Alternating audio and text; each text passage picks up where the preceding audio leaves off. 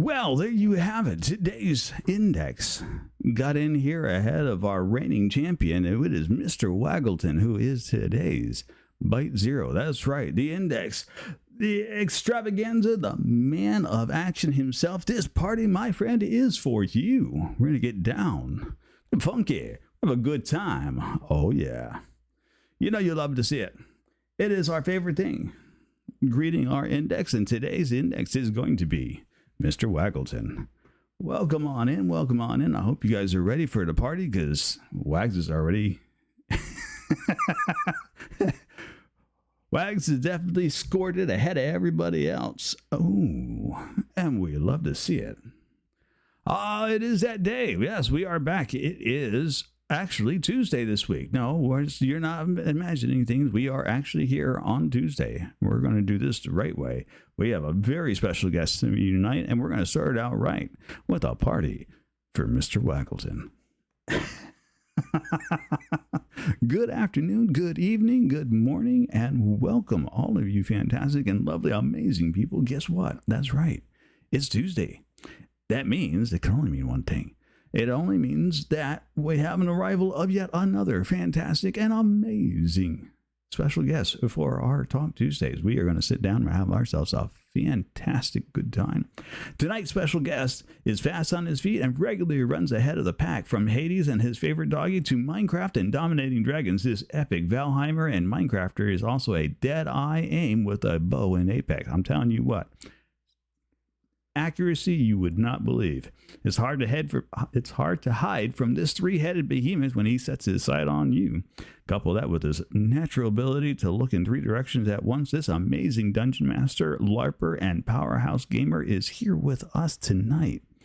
Oh yeah. Presenting for you, my dear friends, my fellow Redstoner, the one, the man, the myth, the absolute legend. That's right, we're talking about DM Cerberus Official. So, you guys ready for this? Cerb, welcome to Talk Tuesday.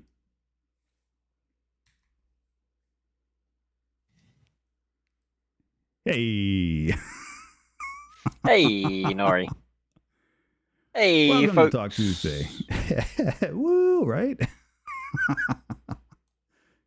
Chat's already going. The ruckus has started.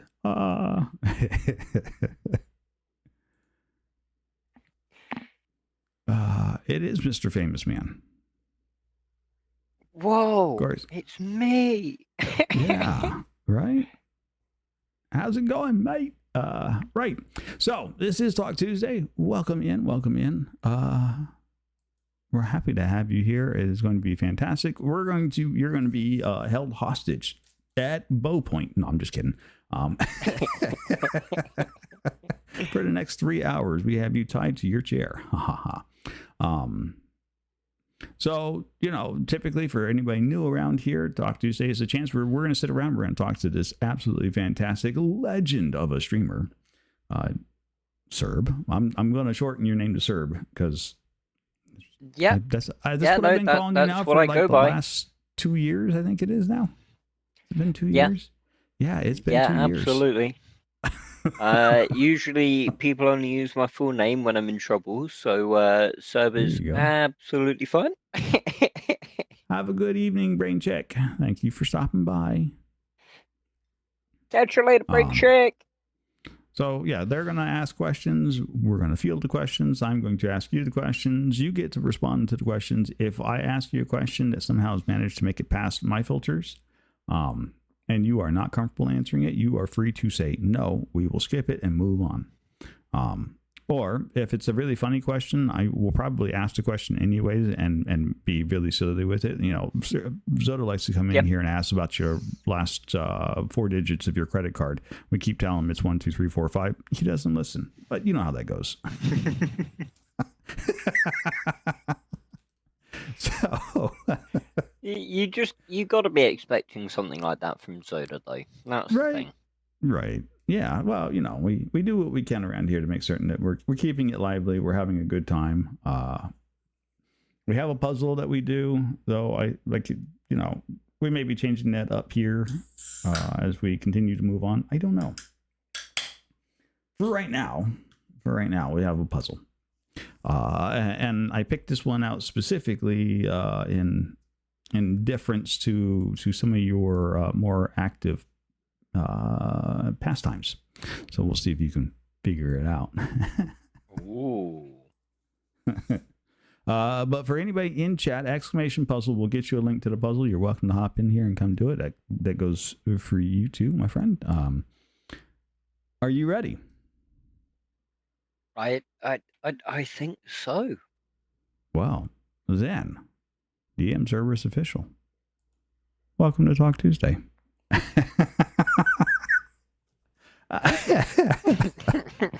It doesn't feel any different, right? It's just like us just hanging around, just yakking it up and talking for the next couple of hours, and that's predominantly what this is going to be, anyways. But it's still so much fun. Yeah, exactly. We'll ask you some questions that you probably haven't ever been asked before, or if you have, well, lucky for you, then you'll already know the answer. I don't think. I don't think you're going to have to struggle too hard for some of these ones, since all these questions are going to basically be revolving around you. So that'll be fun. We start out, we have two pretty standardized questions that we ask at the front, mostly just to get things started and get the ball rolling. Get your brain into thinking about all of the deep lore that is DM Cerberus official. Okay, cool. Let's do it. So, your first question out the gate. What got you started in streaming? Like, what was the impetus that dragged you up out of bed to go turn a computer on, turn live a stream, and go, hey, world, here I am?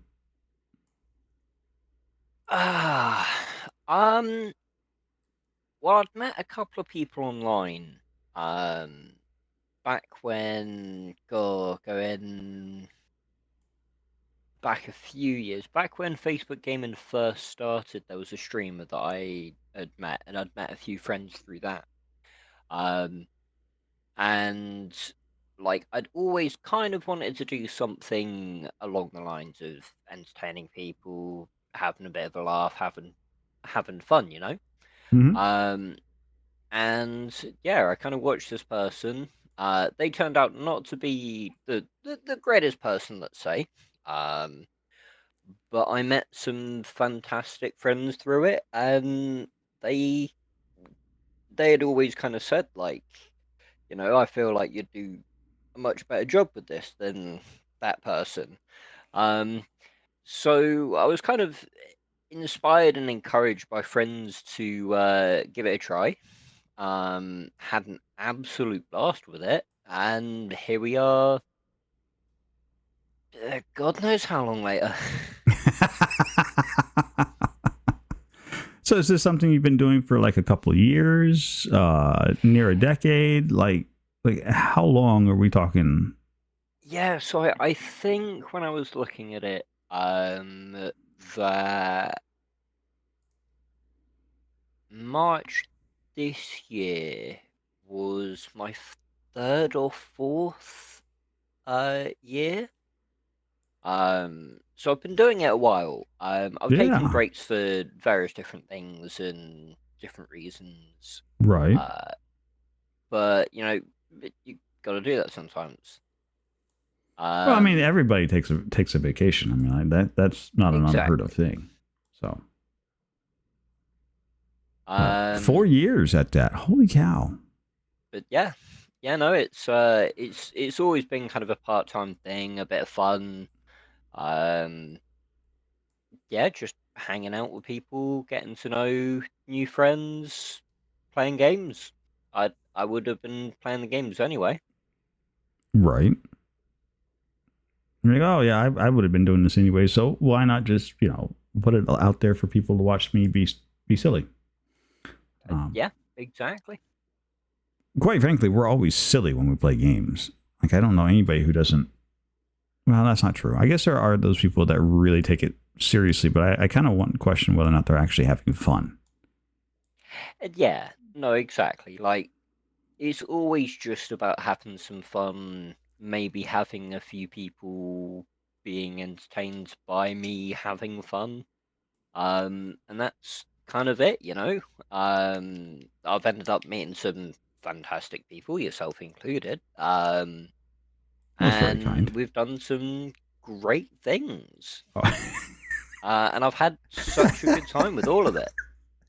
I still swear you were trying to throw me off that ship when we moved your city there in season 1 of Denmark. I was trying to throw no one off the ship. I think you'll find that it was Saint Lee who used ice to almost flip the damn thing. I don't know how we would ever gotten that thing righted either. Yeah, we wouldn't have. We wouldn't have, is the thing. Haley Paley, welcome in, you lovely thing. And Bates Blogs, you fantastic lady, welcome in. And there's hello. We have a lot of people out there. I see Miss Crimson Cat. We have an Alley QT. There's I thought I saw a Gladius and a Mr. Bonk pop in through there as well. Yes. Kazan. Yep. I'm just kind of scrolling back through to see who all has come in and said hi.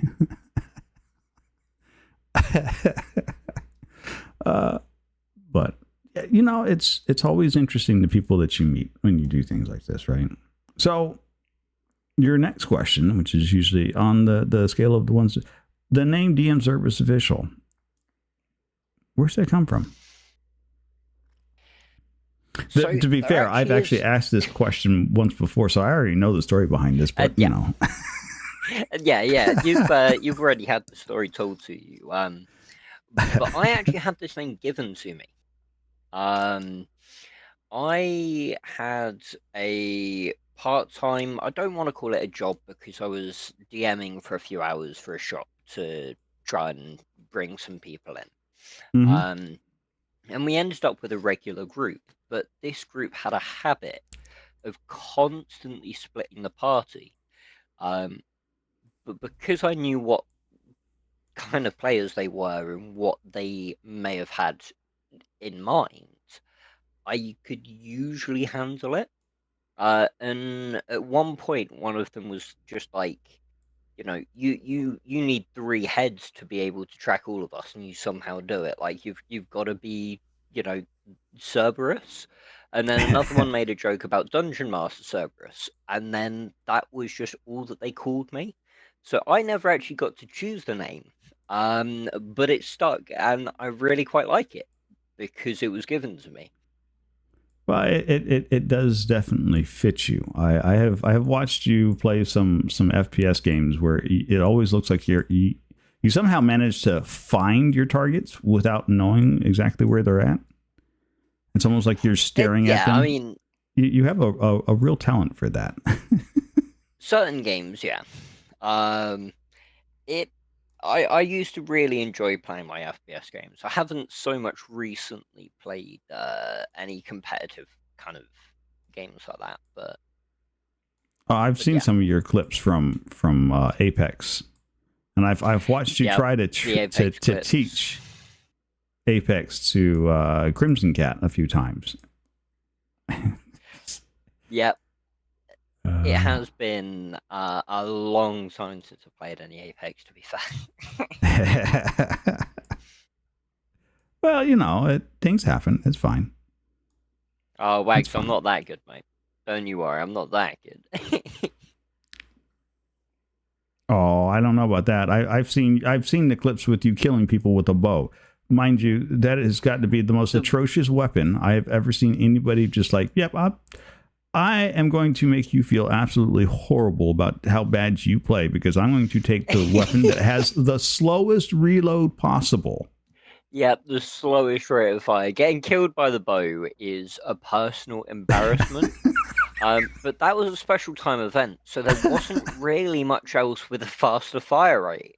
But I know the clip that you're talking about exactly. And yeah, I landed, I think it was like 4, maybe 5 arrow shots in a row, and the last 2 arrows just dropped 2 different people. Yep. I was kind of jumping out of my chair screaming afterwards. Like I cut it off with the actual clip. Yeah. But to be fair, I think I have a Fortnite clip where I'm running up on somebody and hacking him in half with the freaking lightsaber. It was a glorious finishing for the game. And I was like, yeah.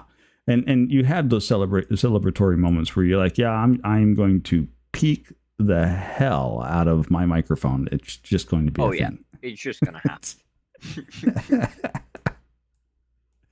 But yes, that particular clip it's so good. It is so good. And watching it is always in your intro, and so I get to watch that every time you start up a stream. I'm like, ooh, I get to go see my favorite clip again. Go watch that.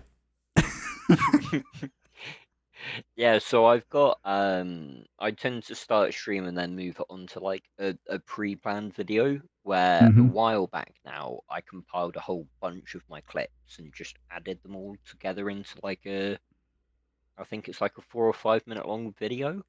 And that just plays before the stream. I do need to update it, and I've got a few clips, and I've got like the content warning stuff. So it's going to be updated with some real nice clips when I do get around to it. So I'm going to poke a little bit of fun at myself, but I've got to do it anyways, just because. The first time I showed up on your stream, I caught your stuff going on. And it was in the Valheim clip where it's either you or somebody just kind of floated straight up off the boat right up to the screen, and you're like, somebody clip that, and you're laughing hysterically. Yep. I had popped in and I didn't understand that I was watching a clip at this moment. So here I am, whap. I've got the clip manager, and so I'm making a clip of your clip. Of the clip. I'm like, don't worry, I got you covered, man. I got it. Look, I'm going to clip this right now. And I get done making the clip. I'm like, haha, I've got the clip. And I come back. I'm like, he's not even playing that game. What in the, oh God, it's a video. I'm like, right. Oh, that's fantastic.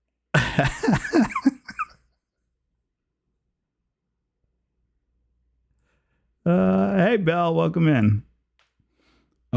Oh yeah, I was like, I don't know if I should ever mention that to anybody, but it's just a funny enough moment. I'm like, you know what? Nah, that's all right. I'll share it. I'll share it today.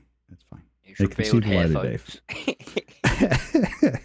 Well, we'll let that one see the light of day. But yeah, that was absolutely fantastic. It's like one of my earliest memories of being over on your stream.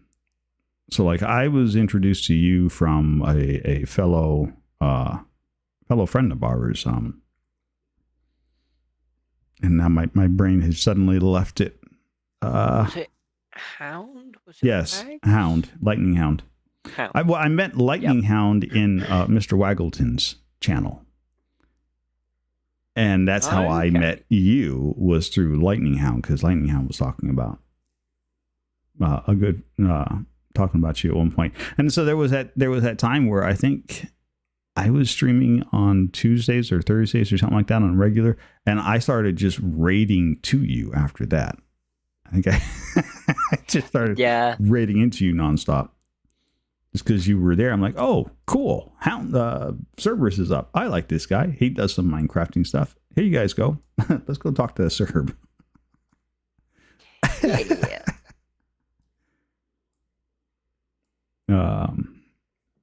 That was a year ago or more. That was a while ago. Yeah. No, it's been a while since I've regularly streamed. I've been planning to get back to it, but so much life stuff just gets in the way. Life I'm is moving at the end of the month as well. So are you packing and getting ready for all of that? Oh yeah, so you're busy. Little bit.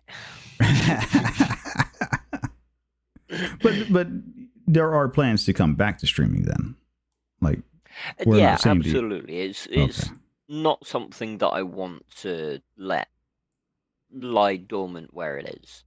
There are still many plans.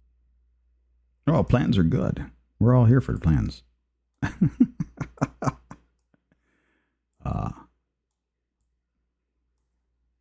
That's fantastic. All right. We have. I have been yakking at you nonstop, and we got some some questions out there already. Yeah. Mr. Waggleton would like to know, how's it going, mate? How's it going, mate? Going good, buddy. Going good. Angela has just got back, so give me just 2 minutes. Yeah. You can, sure, not a problem. Not a problem in the world. And while he is away doing that, we will remind you that we are currently hanging out and chatting with a one DM service official. Ooh, we should be able to do this, right?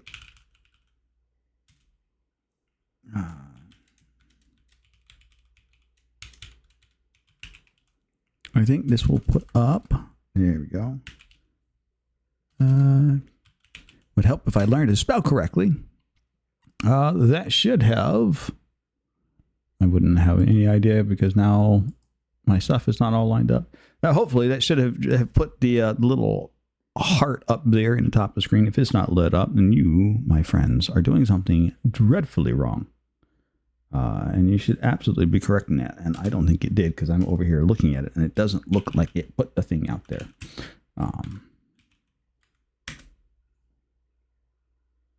No. It did. It did the thing. Okay. I'm happy.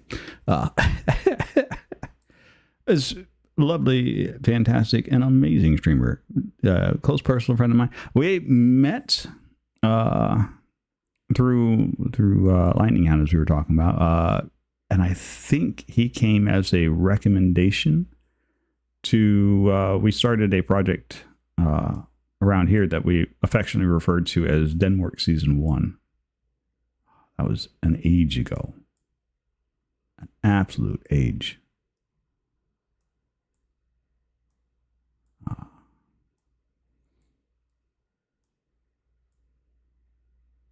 feel like forever. You know, you sit back and get a little nostalgic about things. I get very nostalgic about a lot of things, a lot of times. I'm back. Sorry about that. Hey, no, you're fine. All good. I was just reminiscing about, how it was that I got involved with you in the first place. And that was back in the Denmark Season 1 project. Yeah, I think that was the first time we actually started playing any games together. Yeah. Then, of course, there was all the late night golf sessions. Well, those came after, I think, we got started with Denmark.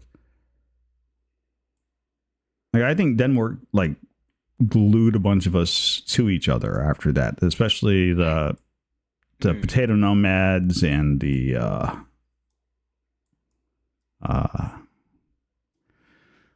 what were they? We had the Potato Nomads, we had the Turnip Troubadours, we had the Onion Knights.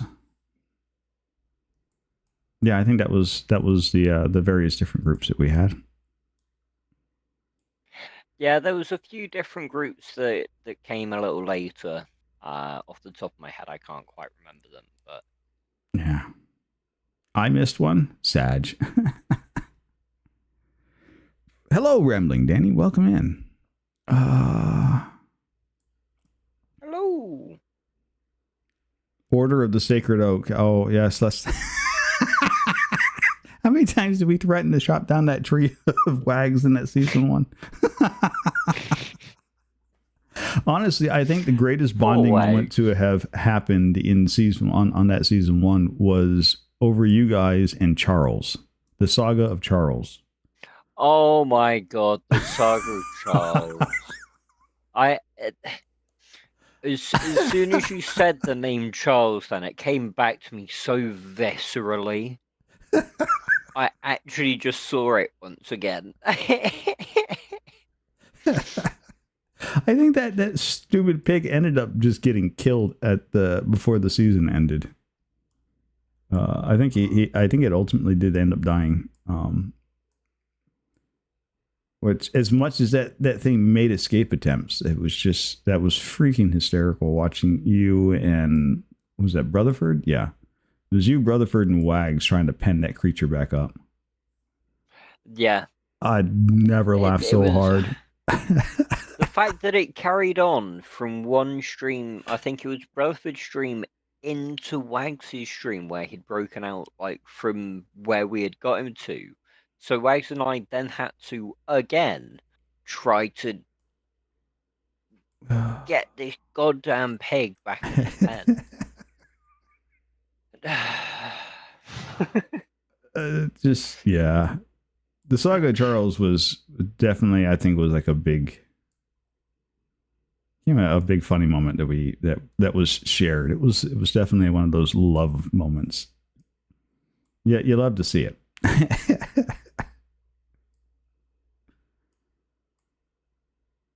You ever have like nightmares of trying to chase Charles down?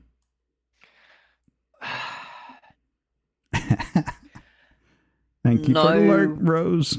Only because I have nightmares of all the copious things that we've done in the meantime.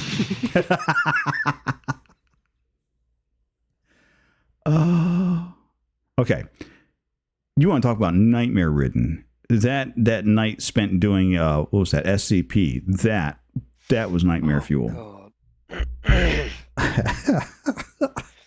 And it's not like the game was like even that scary. It was just the fact that we knew what they were going to do. Yep. Like, so some of the people that we had joining us, I don't think knew all too much about the SCP universe. No, I don't. Whereas I love all of that sort of stuff. So seeing a lot of those SCPs and knowing exactly what they can do. Oh yeah, absolutely freaking terrifying. Like, it was, the fear of the known was worse than the fear of the unknown in this particular circumstance. Right? Thank you for the alert, Danny. Fantastic. Yeah, I was right there with you.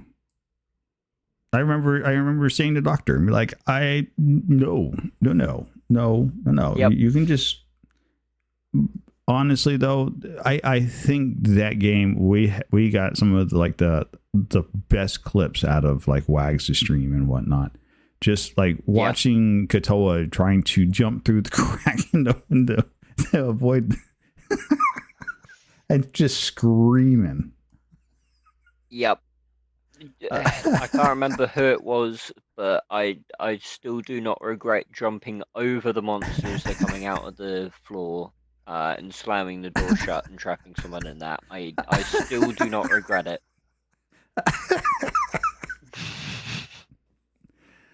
Or what was that? Devour? Oh God. I feel like Devour was worse. Like, for the actual scare factor, I found Devour to be worse because I didn't know anything about it.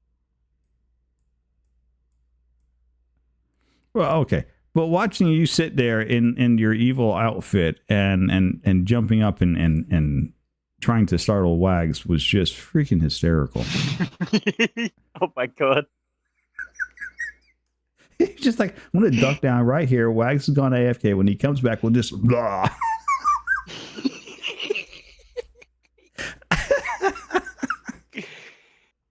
Yeah. Oh, yeah. You did steal Wags' key card. He was most miffed about that. We stood no chance in that SCP game because we spent most of our time just kind of running around, not even knowing what it was that we were trying to do properly. We got to the one room with the machine that did the upgrades and just repeatedly threw everything into it until it broke. That's about all we got achieved there. Yeah, I think that was pretty much all we did. It was fine. It was, it's good. We were having a good time. Freaking chat was laughing their butts off watching us shriek all the time. Chat loved it, I'm sure. I'm sure they did.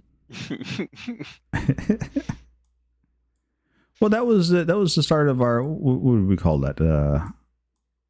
Terrified, the Frightened Four. Yeah, I think we were the Frightened Four initially, and then we started changing the name around. I think we ended up on the Frantic Four. Yes, there you go. Like that doesn't. I don't That's feel like. what we ended up on. I think you're right. I think we did end up on the Frantic Four. It's such a good alliteration for a name too. Yep. Just kind of rolls nicely off Perfectly encapsulates what we are as well. the tongue. We definitely need to do some more content warning. Get Rutherford and whatnot. I have We been haven't. enjoying the occasional content warning. Yes, it's such a good time, right? Especially when you get in there and you do the whole intro and everything else for the, actually treat it like a real video. But you do an awful lot of role playing. Like role playing is almost second nature to you. You do LARP events too, don't you? Yeah, no, absolutely. And I mean, they're typically like 3-day events, so being able to just drop into a character is something that I know how to do pretty easily. I'm certain it comes in handy, especially when you with your DMing background. Yeah, it definitely has done for kind of really Now, bringing things to life. I was curious about that, right? So when you did your DM games, were you running like pre-made worlds, or were you a world builder and you created your own kind of like world So I and always backstory and created whatnot? my own stuff. That way I was much more tied to the world and I understood it more. I had more like I was invested more, so I'd make more for it. Right. I've tried DMing modules and things like that, and I'm able to run them. That's no problem. But It's not the same. I run a game better if it's my own game, kind of thing. Right. It's your own world. You got a little bit Yeah, better idea of how you want the world to feel, I suppose, at that point. exactly. I suppose that's the word I'm looking for. Like, feel, is that really quite a word for it? We're going to go with that.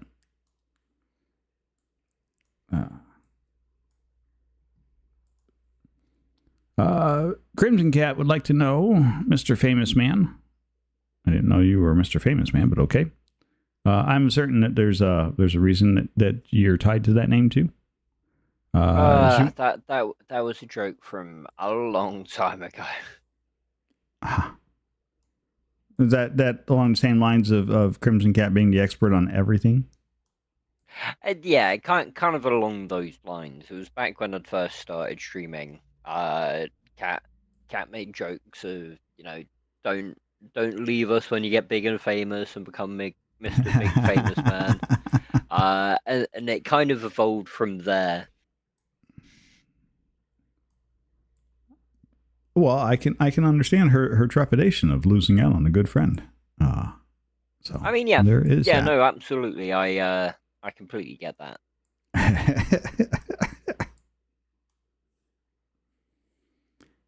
And then he did. I see. So what she's saying is that you've already What taken do off you and forgotten her. mean? What do you mean? I feel like you've been hanging around with Allie too long.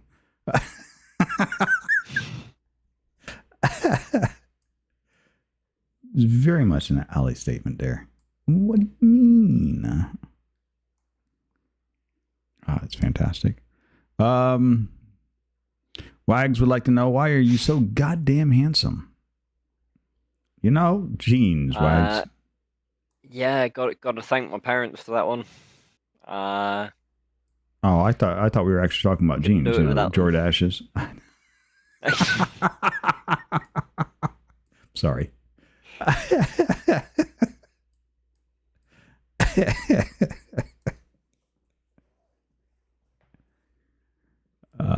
It's fantastic.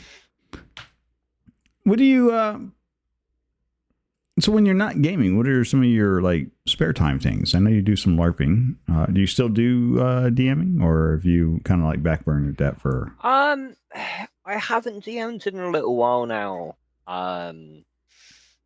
The group that I initially got together kind of evolved into our Sunday gaming group, so I wasn't the DM for a little while. someone else ran a campaign. Then my friend Brogan wanted to hop in and do some DMing. So we did that for a while. Then he wanted to take a little break, and Maddie ran some Lancer, which is kind of mech style RPG. And that was good fun. We've just finished that up, and we're going to be going back to Brogan's campaign. I might run something after that, but I'm kind of enjoying the break from it a little bit, honestly.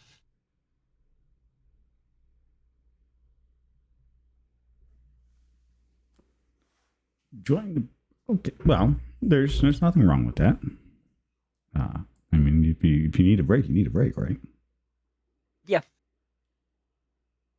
Yeah, no, I'll definitely be hopping back in and doing some more DMing some point soon. Just enjoying my time not having to do so right now. That's fair. I know at one point before we started the Baldur's Gate group, you had a DM, you had a group, but you were having some issues trying to get them regularly in the seats. Yeah, that was kind of the thing. It was just getting everyone together regularly that was the problem. Didn't happen for a number of reasons. For a number of reasons, different people weren't available at different times, which you know, it's just life. It happens. That's right. But yeah, it kind of just ended up grinding to a halt. Might look at trying to revive that as I do start getting back into streaming and such. Be good to have a little project going like that. Get a group together. Nice. Plans of doing a D&D stream of some sorts. Yeah. So we did do a D&D stream for, I think we got maybe 10, 12 sessions done. But it, like I said, it kind of fell apart because of real life commitments. But yeah, I'd definitely like to do something like that again on stream. Noise. So any particular places where you draw inspiration from for like ideas and for your world development? It depends on the flavor of the campaign. So I'm currently planning a really heavily Greek-inspired campaign. I've made a world with different areas that pray to different gods and such from the Greek pantheon, and really played into that aesthetic. But I've run all sorts of different style campaigns, hero-esque, typical fantasy, real kind of grungy, hardcore, dungeon crawler, survival style games. One thing that I haven't really run before, and I've always wanted to, is a proper horror style game. And it'd be something that I'd love to do. But I've just not found the right group. You're doing horror to with run it. Yes, but I get to control the horror. That's the difference there. I'm in charge. I was going to say, I have got enough clips and videos evidence that suggests that us and horror don't mix very well. It usually ends up with us just running around screaming like little girls. I mean, yes.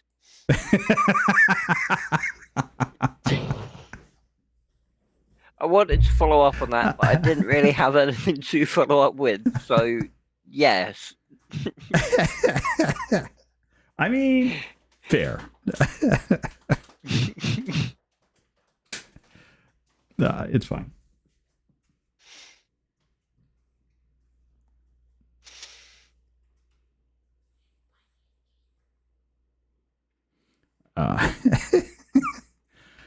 Okay, so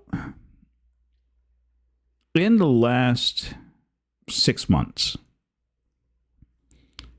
what is the most memorable memory that you've had in the last 6 months? Like something that just kind of sticks in your craw, and you're just like, that was glorious. Streaming or real Just in life general. Just in or general. just in Something general? that jumps to your mind. You're like, oh, this was fantastic. I really enjoyed this. It had a great setup. It was, whether it has to do with anybody or not, it doesn't matter. Just Yeah. So a stream one, a memorable thing that just had me absolutely wheezing with laughter, was one of our Baldur's Gate streams. The stream where we took down Grim, and I dropped the hammer on both the automaton oh, and Grimble. That just it that just made me laugh so much. And that was like definitely a because we were moment. all role playing it as well, like that just made it so perfect, and I loved every second of it. And like that's definitely like a memory, like a big gaming memory that I've got, and I love that. I Um, I tell you honestly, mine comes from the group just before that one, where you guys set off that giant smoke powder bomb. We're like, how bad this yep. it's just fine. And Brother Fjord's like, okay, I think I'm far enough out the way. Kaboom! Melts his face. I wasn't out of the way. Ah. No. Like I'm genuinely still in amazement that this group has made it all the way to Act 3. Like now that we're there, I really want us to be able to see it through to the end. I don't want to say too much because obviously spoilers, but Spoilers, yeah. we still got a chance. We haven't completely screwed ourselves. We've got a chance of being able to get a good ending.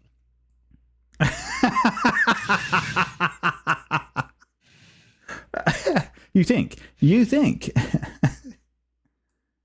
As things currently stand. I mean,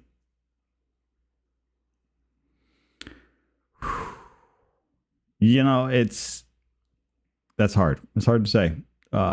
Just because I have concerns that we keep getting into deeper and deeper stuff as we go along through this, and I'm starting to have concerns that we have enough healing power to heal through some of what may potentially become. Like, we damn near died when we had to fight that god.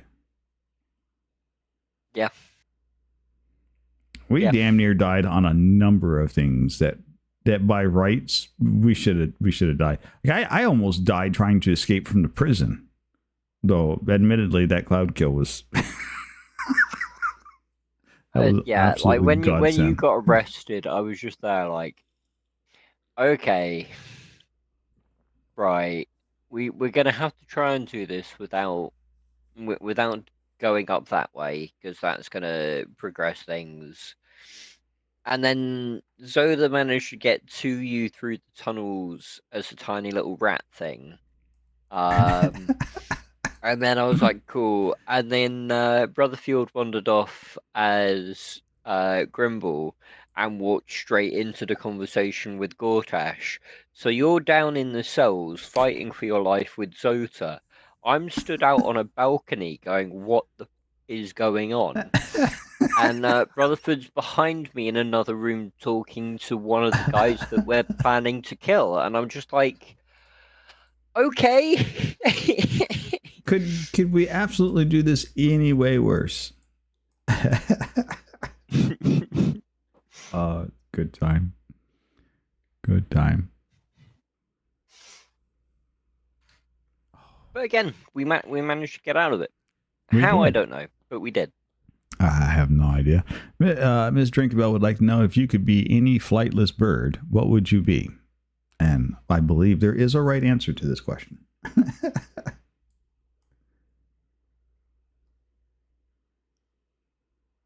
I'd be a dodo. So you can be extinct, or you want to just be the last one of your kind running around? I want to bring them back. Up there, living dodo. Yeah.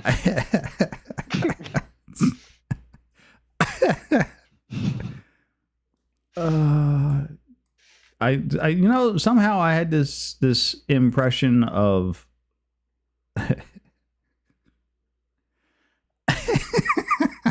give me a second.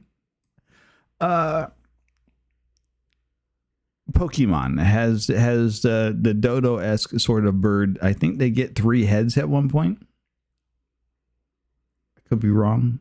I feel like that it's an old Gen 1 bird. Yeah, I know the one that you mean. I can't. I think it gets 3 heads on evolution, and that's, I'm like, oh look, another 3-headed thing for Serb to be. Fits.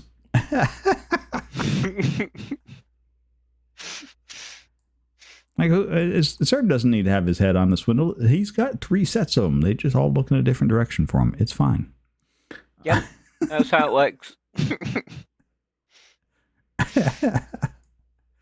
A pattern, some would say. It could very well be. Swift Squirrel has a LARP question. What was either the coolest or the most troublesome, you pick, prop you have ever made and or used? Oh, okay. So there's a couple. One of the coolest that I have used would probably be my current greatsword. It's a serpentine style blade, 6 foot long, 2-hander. And it doesn't look incredible. Like, it's not like an incredibly fancy one, but it's just solid. And every person that's picked it up to use it has been like, this is a really nice sword. Like, the weighting of it is just right for LARP fighting. Absolutely love that. The most troublesome prop that I've ever made wasn't for LARP, it was for cosplay. Someone had commissioned me to make the big knife from Silent Hill. Is it Silent Hill? With Pyramid Head. I can't remember if it's Silent Hill or not, but anyway, I've been commissioned to make this thing, and the day before he'd come to pick it up, I went to move it, and I'd carved this thing out of wood, and the handle broke. Oh, it was too thin.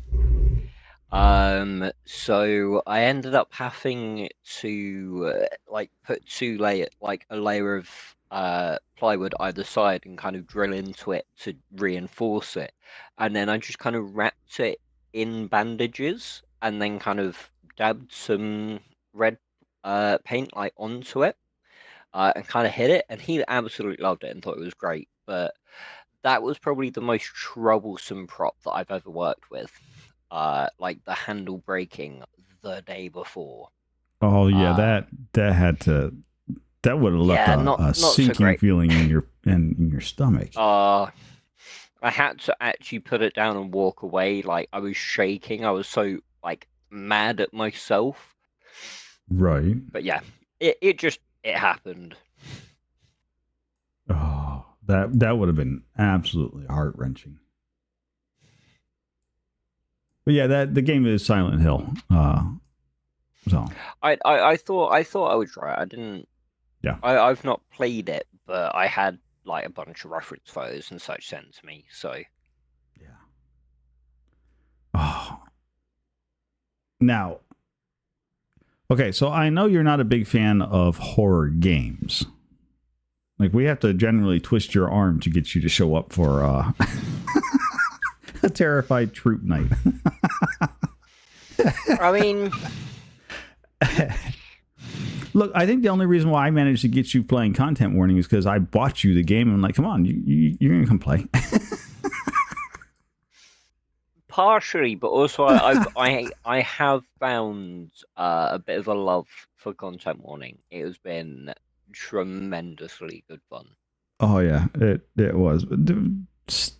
Some frightening moments in there. I want to say I think we're getting a little better at the game. For our last couple of four-ways into it, or anything to. Yeah, hold the we're claim to. getting further into the game each time. I'm noticing, which that's how progression works. Funnily enough. Interesting enough, you get better at the game by playing the game. Funny that. Whoa. But yeah, like it's noticeable. Like you can see it whenever we play.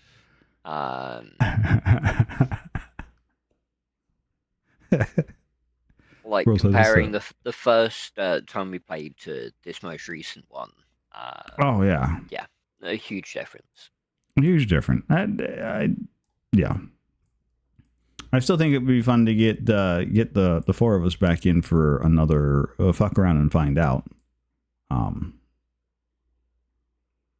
But schedules are painful. Yeah, I'd really love to get a group together to play Chains together, because that I think would just be that's just hilarious. Chaos. Oh, that's what is that? What is that game? Absolute Up? chaos. I think that's the name of the game. Up. Yeah, it's pretty much like that game. I was gonna say I think that's just Up, just with the pain of being attached to somebody. So if they fall, you fall. And having chain physics. Yep. Like you just think you're gonna go somewhere. Yeah. No.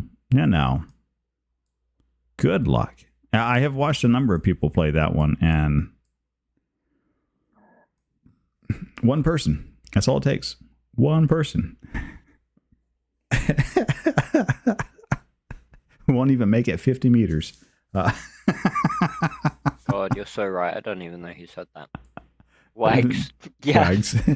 Oh, you're so right, buddy. Like. I just, it's fine. I have faith. I think we'll make 50 meters. 200 meters, probably not. We'll make the 50. I think we can squeeze a 50 out. We'll try for the 50. But now, okay, so that's just more chaotic than what I would say it would be. Like that's a game that tests your patience. It's not necessarily a horror game. I'd like to do a bit more. Okay, I want to say this. Not that I enjoy horror,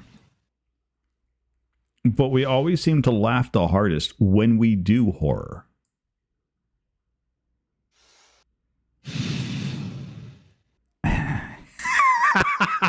I can already hear the disappointment in you. I don't know whether it's disappointment, because I want to argue the point, but I find myself being unable to.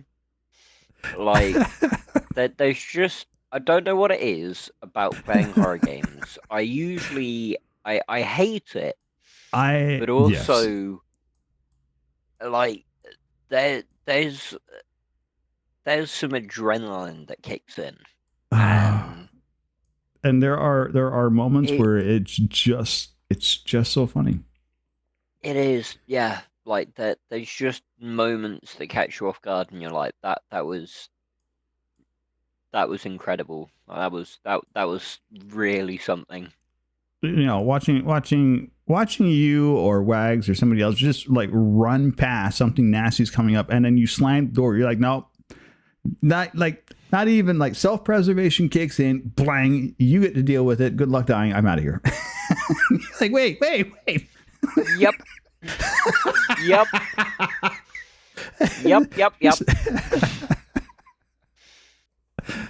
I love him, Fury. Thank you for the bits. You're fantastic. And welcome in. Wags like, I assure you, I would be that person. And we had fun. We don't do a lot of horror games, but I do. I No, we think it don't. would be. I think it's something that we should. I would like to try and make an effort to do. At least a little bit more, just because of just pure just moments like that where it's just like, oh my god, Once a I'm month having a or once every freaking 2 heart months, attack.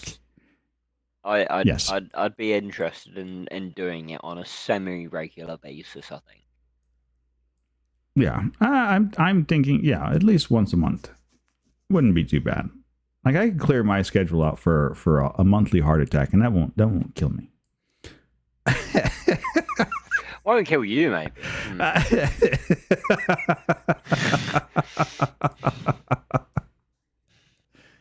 I just love how fast it, like SCP, we played it that one night for like 3.5 hours.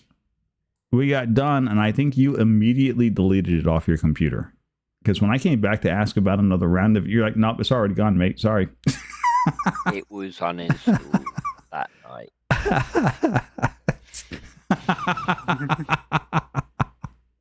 This is Squirrel's like, There's a quotable moment. Nori, a monthly Yep. heart attack won't kill me.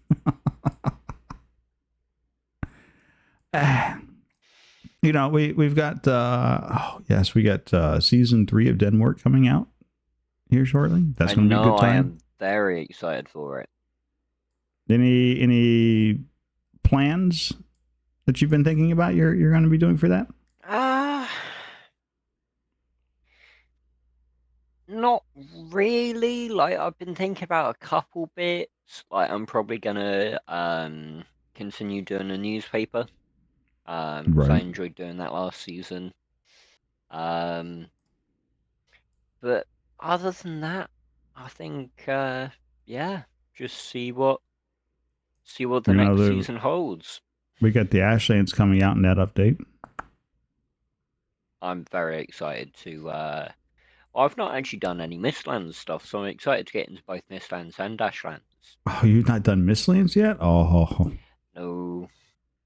So I went on holiday right at the end of season 2 when people were going to go deal with Mistlands stuff. So I ended up just kind of missing out on it because I was away. Right. Wags, it will be lightly modded. The mods that we're looking to add in for season 2 is proximity chat. So you can use Discord, but we'll actually be running our own hosted Mumble server that will provide us proximity chat to our the Denmark. So instead of logging into Discord to chat with everybody, you would go find them in the world and go yak with them that way. So that's one of the changes, or one of the things that we're looking to do. But it will be lightly modded. And if you don't want to run the mods, you don't have to. Like there's the world will be set up so that you can either or it, and you should be fine. Yeah, I think we got a portal coming in. That's going to be fun. Yeah, I opted from to a different portal. So that I found one that was that's a separate portal. So rather than taking over the default generic portals, it's its own entity. So we can then you can still have tag portaling. So you can still have just a single portal, but anybody who doesn't want to run modded can have their portal spam in their area, and that's not in your place. You don't have to deal with that. And be like, well, if you want to come visit me, you'll have to take the newfangled portal system or boat here.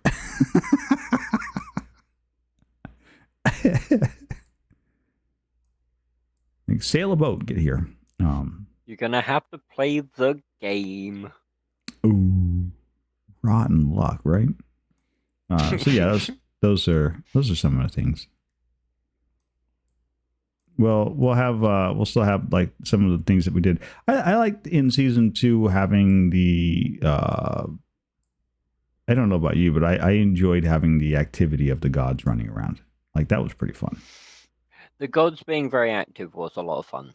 I am excited to see what kind of plot and storylines to kick off this season, because we've had people do them in the past, Mm-hmm. and I've very much enjoyed following along with a lot of the storylines that have been happening. Right.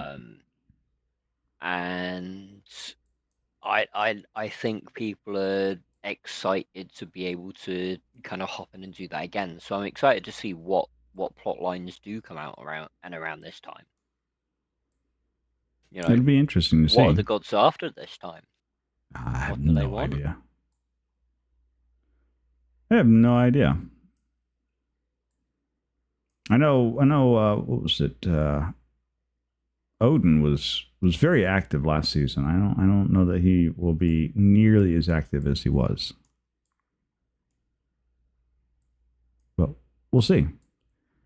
I swear. Sometimes I swear though. I think Odin's more of. You can definitely tell where Loki gets his side from. You're like, I wonder who he takes after. Well, you can definitely see that there is some. Odin definitely has some influence on Loki's character, I think. Oh yeah. I wonder how active Thor's going to be. I have no idea. I just didn't really see all too much of Thor. A couple of No. people did, but Yeah, no. Yeah. There was, again, we had Freyja didn't show up. Freya. Freya showed up periodically, but only. Freya is probably the most practical of the gods on the server. yeah. The rest of them, I think, got in there and like to muck with things. Freya just kind of like, nah, I'm good. You do your own stupid things. Let me out of it.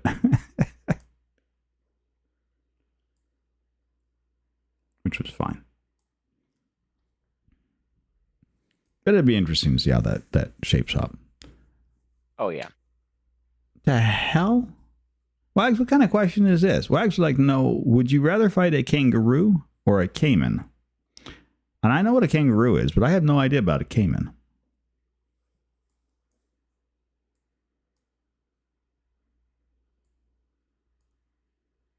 And you've gone deathly silent. So either you, A, know what it is and you're trying to wrangle up an answer to it, or B, you are, it's a crocodile. Oh, as in, right, got your eggs. I was immediately turning to Google to be like, what's a caiman?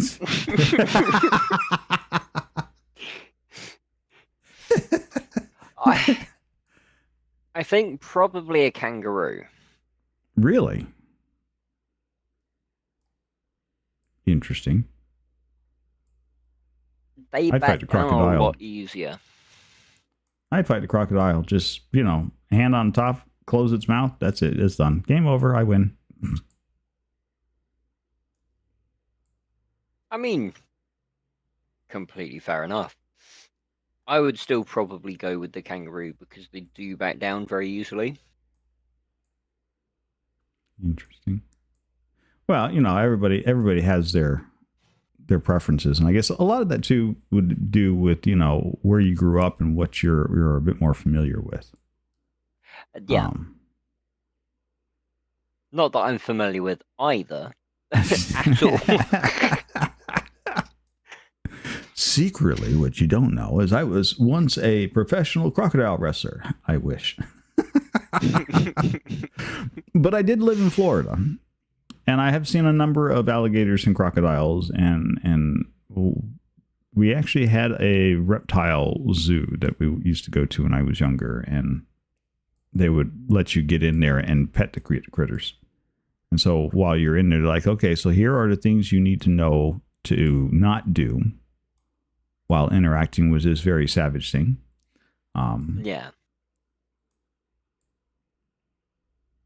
So yeah, so I would definitely go en route for, like, I would go after the crocodile all day long. It's because their ability to open their mouth, like you don't want to put your hand in their mouth. Like they clamp down on you. That's it. Hang it up. Game over. Yeah, whatever they gone. yeah, it's gone. Just enjoy the fact that you're going to be missing that appendage. Yeah, that's my concern. A kangaroo boxes like Mike Tyson. I'm not a boxer. But, you might have boxing in your background, which makes you a little bit more better suited to deal with the boxing kangaroo. Funnily enough, I actually did boxing and kickboxing for a number of years growing up. And there we have it. So there's a logical reason for your choice. Like, oh, you're going to come box with me? Sure, no problem. We can do this. We'll throw a hand. Let's go. I mean, nobody should be boxing with wild animals. I'm just going to say that now for clarity. Don't do it. It's always a bad time. I find the fact that we have to make. Well, yeah, yes. No, nobody should be fighting hand to hand with any wild animals, be it kangaroo or crocodile or anything like that. Like, we're not here to support that. The fact that we have to make the PSA really kind of calls into question. Like, why would you want to go hand to hand with something that's going to rip your arm off or worse? I don't know. I do find it interesting, all of the PSA warnings that you end up having to do just because of it only takes one idiot. It really does. It takes a single person. That's it.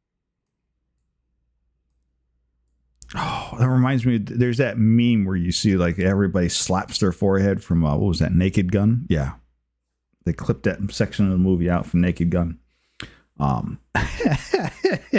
That's kind of what I feel like the world does every time that one person does the stupid thing. They're like, whack! You just hear a global slap at the forehead.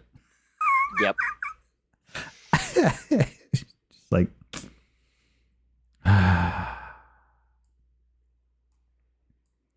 Deep sigh of regret.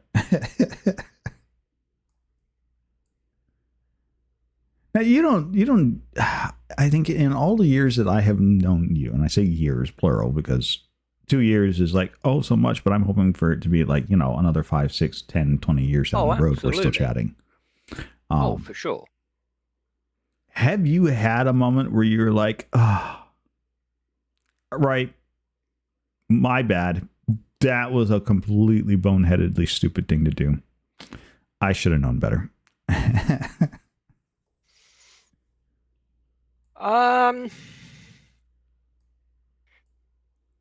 I mean, not in my adult life, at least. I like to think that I am. I think things through enough. Right. But I don't really know if any nothing specific comes to mind. That's fair. Yeah, no. Like, I don't tend to do something unless I'm ready to commit to whatever I'm doing.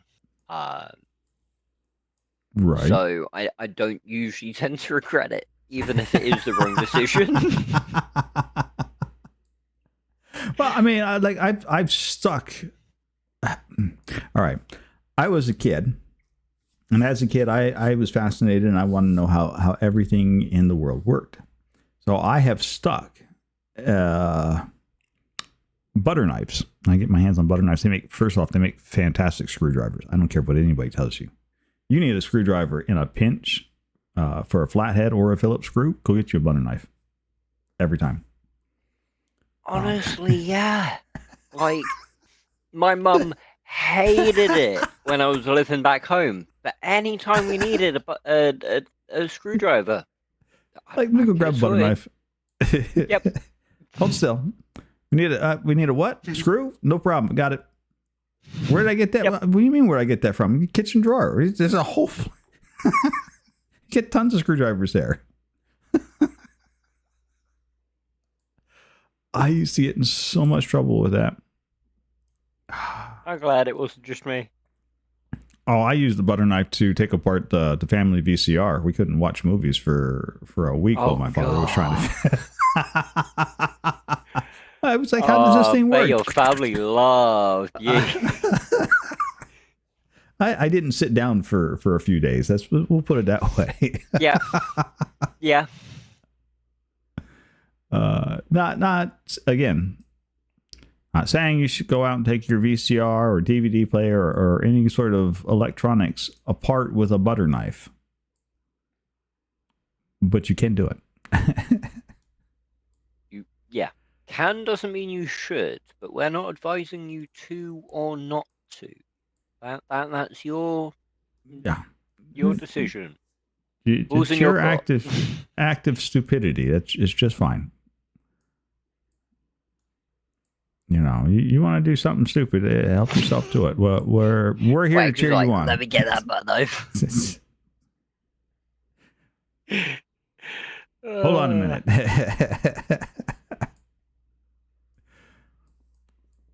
But no, so I had a fascination with butter knives because I could use them for all kinds of fancy tools. And I decided one day I was going to take apart the electrical socket because power was coming from this. Like this was like electricity was this magic thing. I had absolutely no clue. All I know is if I wanted something to work, I plugged it into these magic sockets and it came on. So I'm like, there's got to be something inside there. So after taking the screw off the faceplate, I'm like, I don't see anything. Well, it must be inside. Well, they got these slits on them. Perfect. This will fit right in there. I should be able to.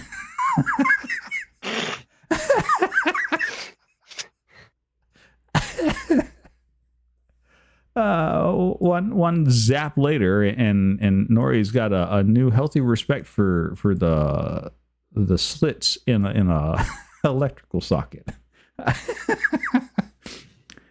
Metal objects don't go in there. We'll not do that again. Yeah. Yeah, that'll do it. So, you know, as we like to say, kids will be kids. It didn't kill me, so I definitely, learned my lesson. But there you go. So nothing stupendous like that, huh? You were no. I mean,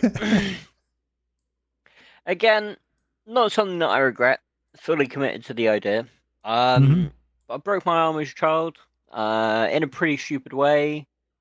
I was sat on the back of a bouncy castle, like on the inflatable wall. right. And a kid went to jump up and land next to me, but with it being an inflatable bouncy castle, as he landed and went down, I went up and backwards out of the bouncy castle. As is want for that sort of activity. Yep. And landed on my arm and crunch. Oof. I mean, it happened. It hurt. It wasn't the it wasn't like just a thing. It hurt and stuff, but like it wasn't the worst pain I've been in. Well, butter knife and electrical socket wasn't the worst pain I'd been in. It was enough to teach me not to do that again, but I mean, yeah, I've got a healthy respect for bouncy castles now.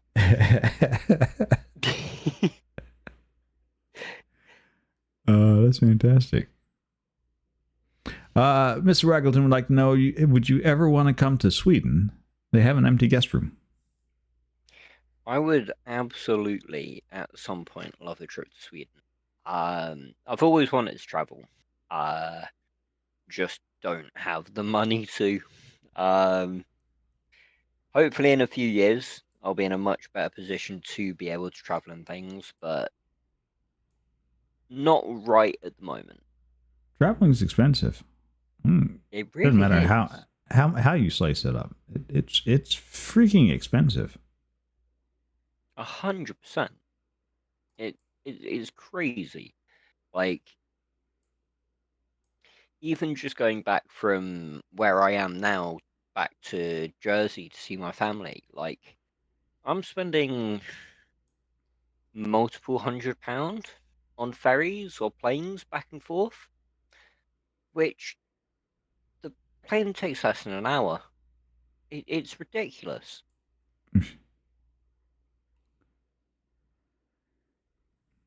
You know, the only way to make that cheaper is learn to fly yourself. I mean, there's that, or get a boat and drive it back myself. I know what I'm doing with that at least.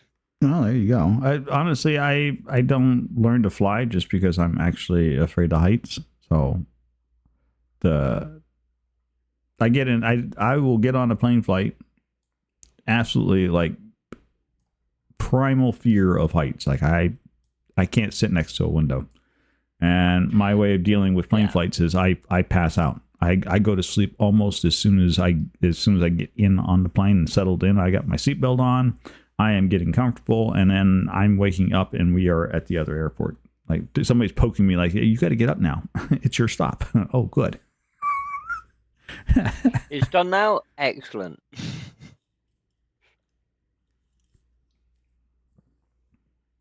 I'll just sleep right to it. Like, nope. I have Yeah. zero desire. I don't do like I'll go to amusement parks, but I won't ride roller coasters. Nope. Nope. Not me.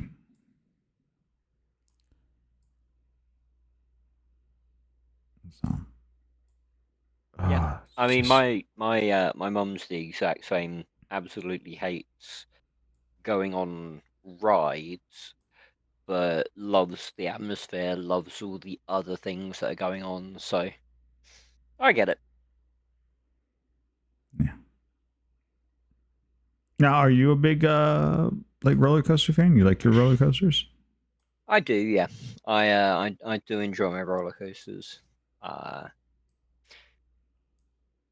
if my health wasn't as bad as it was, I'd definitely be more of an adrenaline junkie, I think.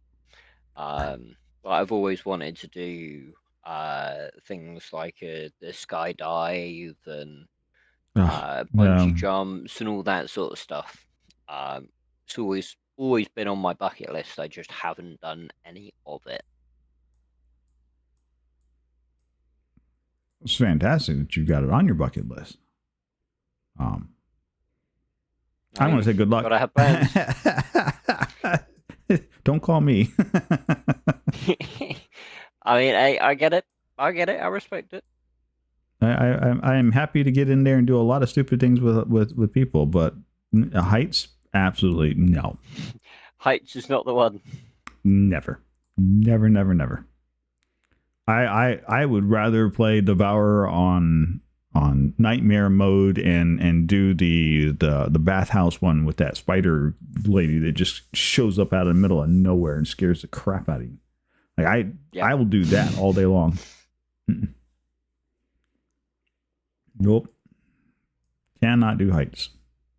It just not my thing. I've tried. Heights really aren't a problem for me personally. Spiders is the big thing. Spiders. I can't. Yeah, always had an awful phobia of spiders.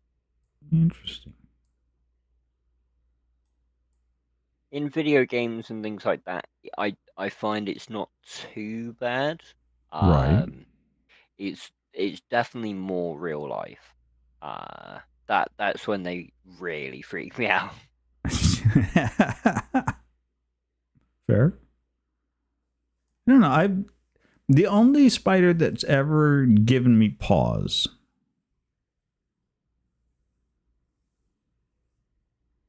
Oh, I think we're being shuffled off in this line of topics. It's fine. It's fine. Crimson Cat makes a statement more than a question, though I guess it could be a question too. Are you prepared to have your shoes stolen? Fight me, Cat. Fight me. Bring it. Squirrel would like to know, what's the most recent campaign that you've created to DM? Also, what is your favorite that you've ever created? Now, the most recent one that I've created to DM, I haven't actually run it for players yet. I'm still in the world building for it. So it's a Greek-inspired world, drawing on so much of the different Greek myths and mythology and pantheon and such that I could draw on. And what I'm currently planning to do is actually run a couple of mini sessions and one-shots with a whole bunch of different people to help write some of the lore from the previous ages, to kind of just build up that history for the actual campaign. But it's going to be a lot of fun, that one.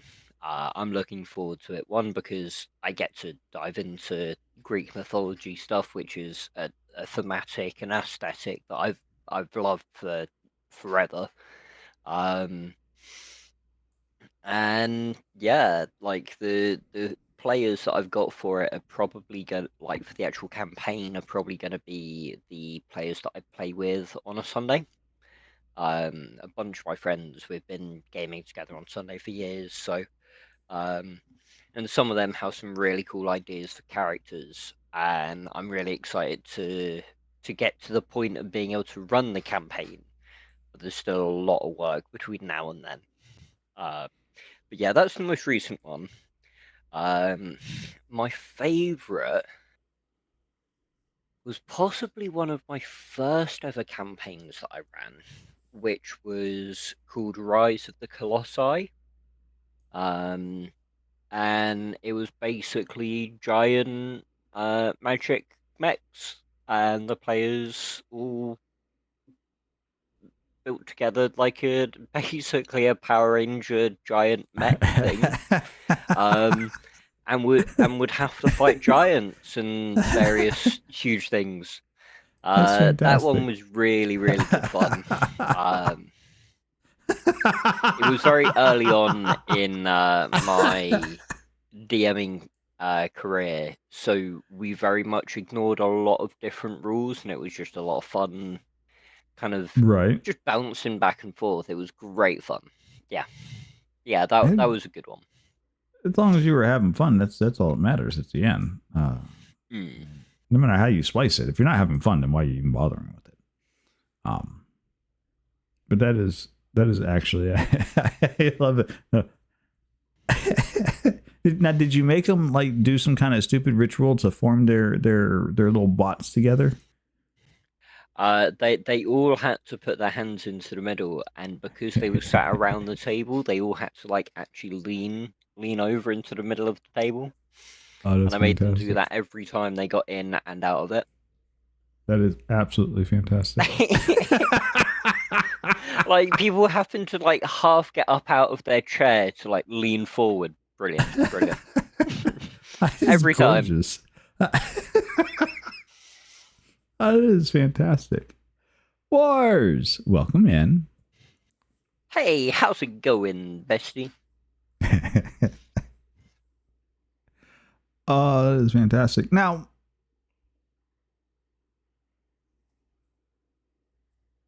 are either of you going to play the crust? I have no idea what the crust is.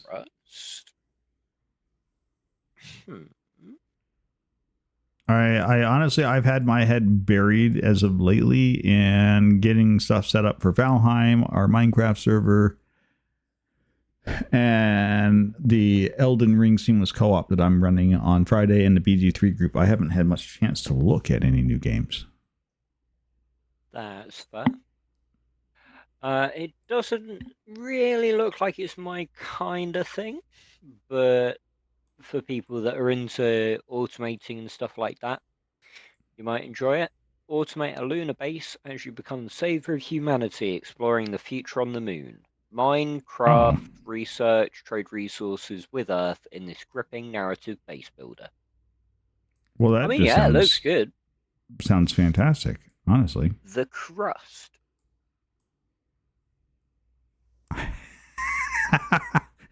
Words like automation. What? Yeah, it caught Wars' attention. Well, I have to live like my satisfactory vicariously through wars because I'm not allowed to play that game. Like if I ever pick that up, you won't see me again. I will disappear into that Yeah, game world and never stick my head back up out of it. And mostly just because I can.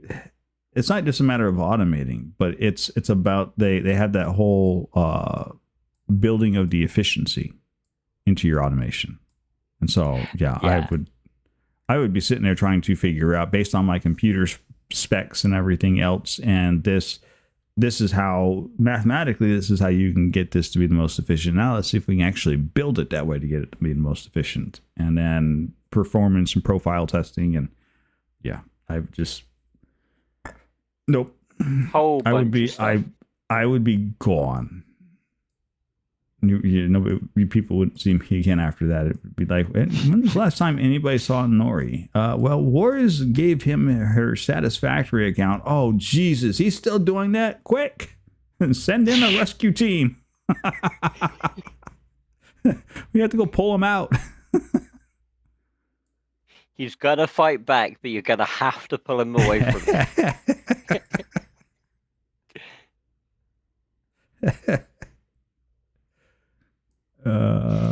I mean, fair. FBI, open up.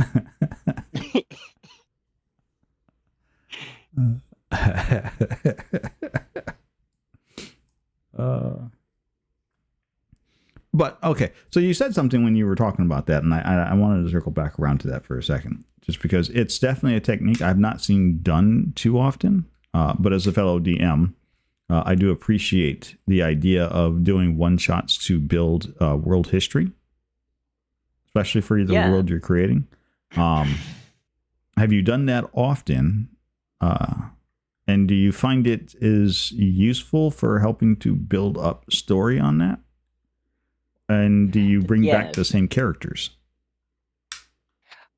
So I've done this once before for building up a campaign.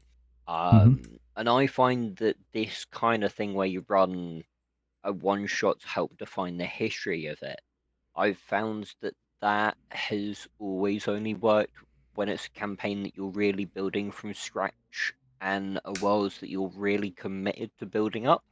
Mm-hmm. Um, a lot of the time you can kind of get away with making fluff and this and that happened in the past and blah blah blah, and Right. people don't look too deeply into it. Um, so you've got to be really committed to that world and really passionate about it.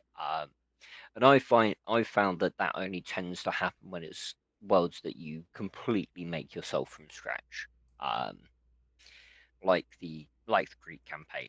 Um, I've done it once before, and I was actually inspired to do it by my best friend Brogan. Uh, some of you may know him as Raz Lion, Ah. but he did it for the campaign that we're going to be going back to playing. And he did it where um, it was the same group. We didn't bring any new people in or anything like that, Mm-hmm. but he ran one shots for like a few different defining moments of history. And Right. then whether we passed, whether we won, whether we lost, that was just part of the lore. That was just part of the world. Um, Funnily enough, one of my characters ended up becoming the head of the church after one of those one shots, because of what happened in said one shot. Um, so, like, we really shaped the world, and I loved the fact that not that it's free writing, but it's a collaborative thing where Yeah, it's yeah. not just I've written the history. It's It's not that multiple you've people done have all of it, engaged in this and right? helped build it. And I just think that that's a really beautiful concept. So having seen it done previously, and then interacted with things from said character in the actual campaign, um, I've always thought that that's a great idea. Always Yeah, kind of love that sort of thing. that's a fantastic idea. I think it's a good Um, way to help build buy-in for the world too. yeah, Wars has absolutely. I still never mean, done a campaign. Oh, Wars, you are missing out. oh, wars, bestie. Oh, You're but for breaking Zerb's example, on heart. that point, um, on the point of like it's a very collaborative thing, the Greek campaign that I'm going to be running, um, the one of the players for the one shot helped write the lore for how fire genasi are born, half elemental beings. Um, so Icarus flew too close to sun, wax melted off, wax turned to ash. Out of the ash, like a phoenix, fire genasi was born, and that's how the race came into being, and that's now a part of the world. That they were born from the ash of Icarus's wings. Right. Um, and that came like purely from a player's kind of suggestions. So I love including that sort of stuff, and I'm very keen to have the players see as much of the history as possible. Um, what I'm doing different this time is the one shots are going to be with other people. So the players in the campaign won't recognize the actual NPC, you know, Right. heroic figure that I'm talking about. But they'll be able to tell that there's a lot more depth to them because someone's actually made them a character, made them a player, We've done something with them. role played it, brought that character to life, kind of thing.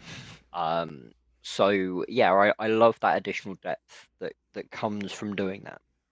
Um, so yeah, I've done it once before and I've seen it done really well, which is why I'm looking to do it with the Greek campaign. Yeah, that sounds. I mean, well, yeah. Again, that's a good way to breed buy-in on the story. Mm. Not really buy-in. What is? I'm looking. There's a word I'm looking for. It really helps to sell the story, and it really helps to bring the audience in more. Yeah. Deeper connection to the world. Yeah. And there's a number of different ways to phrase it. I'm just there's a word I was actually looking for, and my brain is like, yeah, yeah. Immersed. There you go. The immersion. Yep. That's the word. Thank you. It does make the world a bit more immersive. It brings it more to life, especially if you like bring like. So is the plan to bring like random people in, or do you have like a specific guest list that you're thinking about? I mean, it's going to probably chop and change. I'd have Well, to I go mean, and have a just little look. just But I've I'm not got saying kind of five specific or names. six I just different. Yeah, I've got like 5 or 6 different one shots. mm-hmm. And, you know, if I had different players for each and every one of those, that'd be a lot of different people that would be brought in and would have Right. some connection, some tie to the campaign. I've not quite decided yet. Like I've got the players for the first one shot, and I've been working on things for that. But Mm-hmm. other than the first one, I've not done much planning. Like I've got ideas, but I've not written them out. I'm sorry. Okay, you know I'm a DM right alongside you, and this stuff just fascinates me. So if I'm like poking too hard, you can tell me to knock it off. No, no, not at all. I find it fascinating. I'm like, ooh, you could do this, and oh wait, you could do that, and oh, there's also this. Yep. I mean, I we love talking D&D. oh yeah, it's a good time. Always good fun. But we get into so much. I am concerned about our next round of BG3. I will not, just because of the directionality our characters are taking. I love the personalities. Like, from, if you go back to our BG3, right, and you look at them from like the very first group that we had to this current group that we've had, you can feel there's definitely been a different, like every group has had their own personality, their own quirks. Yep. And like that evil group that we had, been very unique. Each of them. That evil group we had, I thought was actually pretty freaking fantastic. We all made an evil character, and I think we did that because we were just torqued off over losing the last group. Yeah, and like the fact that none of us had consulted each other and all of us had gone for this character at the same time. I just loved that. All of us turned around and were basically like, "No, fuck you," and it just perfect. Yeah. It was definitely one of those, like, you killed our group. We were invested in it. We really like that group. Fuck you, Baldur's Gate. We're just going to wreck shop everywhere. Yep. We got through that one, and on the other side of it, we all had a good thought and went, you know what? They never happened. Yep, they wandered off and died. Next group. Moving on. Did they wander off and die, or did they just wander off? I think we just decided that they went their own separate ways because, they're just mean. My headcanon is they've each gone their own separate ways, but eventually they've probably died because of the brain. Probably. Well, that's where I'm at with it. Like, they might have been alive, but by this point, they're probably not. Probably not. Though, honestly, Zoot and Zoot's taste for the worms at this point has me a little concerned. God, yeah. Like, don't get me wrong, worms, pretty cool. But says he just wants to eat you all at least of got to literally eat. Yep. Like, I took a moment, communed with it, got some cool powers. Yep, not gonna complain. Pretty cool stuff. Didn't need to eat it though. And then along comes Zoot. Everybody else had done. I'm like, wow, I don't want to be left behind. I feel like that this might be a bad thing that I might come to regret. And then I turn around, the next thing I know, he's like, yep, bottoms up, clump. Okay. I guess I don't get a choice in the matter anymore. I mean, it kept you pure of those horrible brainworms.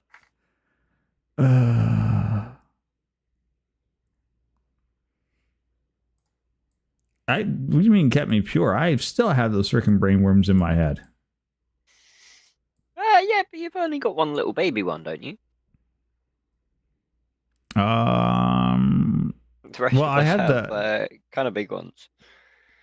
Well, yeah, I have one little baby power because I do the force charge, which I picked it up because I thought it would be a really useful skill. I think I've used it like once or twice. I don't know that I've used it enough to warrant having wasted the worm on it. Yeah. Yeah, there's a couple of skills that are like, yeah, they're okay, and then some of the later skills, it's like, oh, that changes up a lot. Right.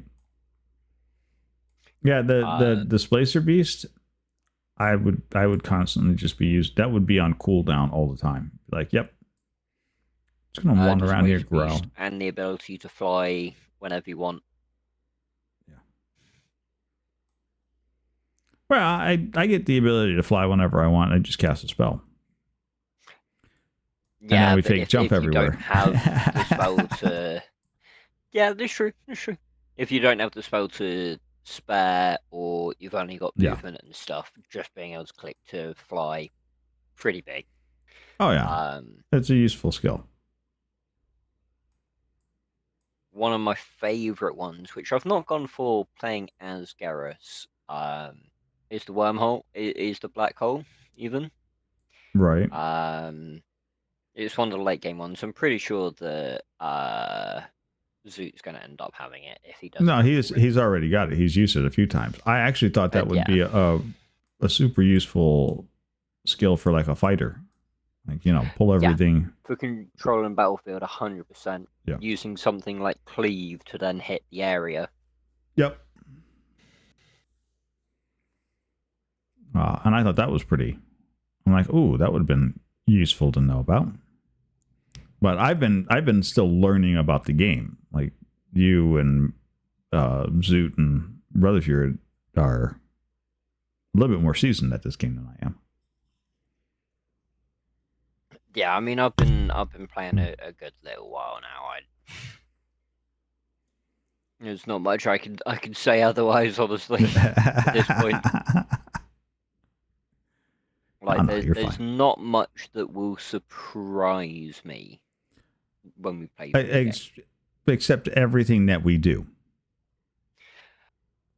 Yeah, except our ability to survive. That has been surprising me. Everything that we have managed to cobble together and do in this game so far has been one of those, like, how did we survive that? And it's usually a head scratcher. We're like, I have no idea. Like, there have been times where I've been sat there in my chair, almost stunned, saying to myself, like, I can't actually believe we did get through that. There's been a couple of them. I'm like, we should have died. Yep. The escape bit, that was actually pretty comical. The last we should have died moment where I basically went, oh, I can get out. Watch this. Yeah, that whole bit with you and Zoot, like actually down in the prison, I was like, they're gonna die. Shit's about to go real bad. We're gonna lose a whole bunch of stuff. It's gonna be awful. And then you walked out fine, and I was like, wait a minute. How did he survive that? I had that scroll of Cloud Kill, and honestly, dragging that thing around probably is one of the things that saved my bacon more than anything else. Yeah. No, I can see that. I couldn't actually see your screens, but yeah, I can assume that the Cloud Kill did some major work. Oh, it was putting putting in some overtime. I casted it like, it was like, oh, you're gonna have this for 10 turns. And I'm like, great. I dropped it down, rolled it around to oh, hang on, we're getting raided. Whoa. Oh, we're getting raided. Kemi Roth is coming in with his entire party. Whoa. Kemi.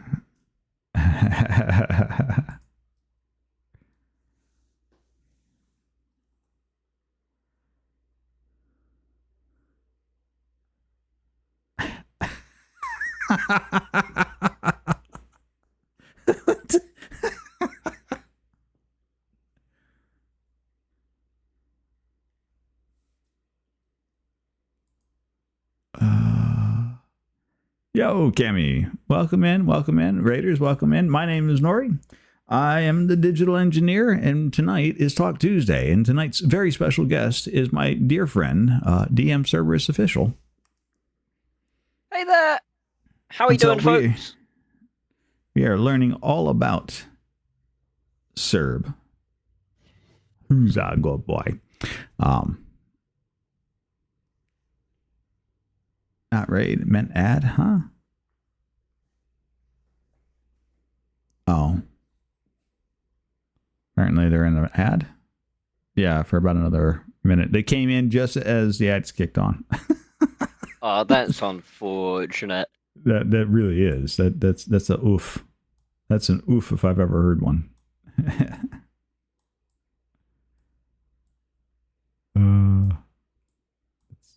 really a shame.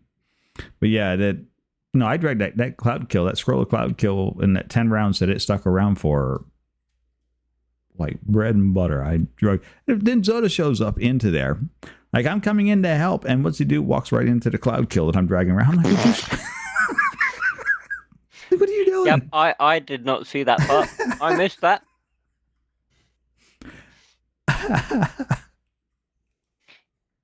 Really wish that I had seen that. Oh yeah, it was, and then he starts throwing around lightning. I'm like, what are you doing? I've got this covered. So I'm taking out all the guards in the prison with the scroll of cloud kill.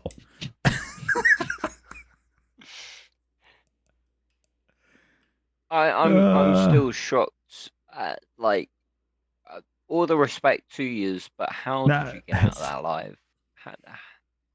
That's how. And no, squirrel, I did not say scroll of cloud kill. I said scroll. That's legitimately, that's so I started at one, so they pop you in there, and then it's you versus 4 or 5 guards, and I'm by myself. Yeah. And so the first thing I did was use my movement stuff, and I ran to the other end of the hallway. Like, they had all run down to me, and I just blitzed right past them, and then used Misty Step and just like blew right past them. I'm like, yep, see you guys later. And then I dropped the cloud kill behind me to plug up the hole so that it would have to come through it in order to catch up with me. And then I ran for what I thought was a door. It wasn't a door. I'm like, crap, now I got to go the other way. So I ran the other direction. Meanwhile, every time I'm moving, I move the cloud kill because they're trying to move through it. And I'm like, no, you can't move through that. Let me just scoot that up. Just there you go. Perfect. It's literally, that's how I got out of there. I had killed, like, I think 3 or 4 of them by the time Zoda showed in there and started helping out. Yeah, it was every bit the clusterfuck you can imagine it to be. Yeah, I'm fully picturing it here. I've got a clear old image. I can see it. Well, and you were listening to me just like panicking the whole time on the other, like, because we were still in Discord at that point. Yeah, I seriously thought that I was going to have to go back to camp to go speak to Withers. I genuinely thought that a resurrection was on the cards.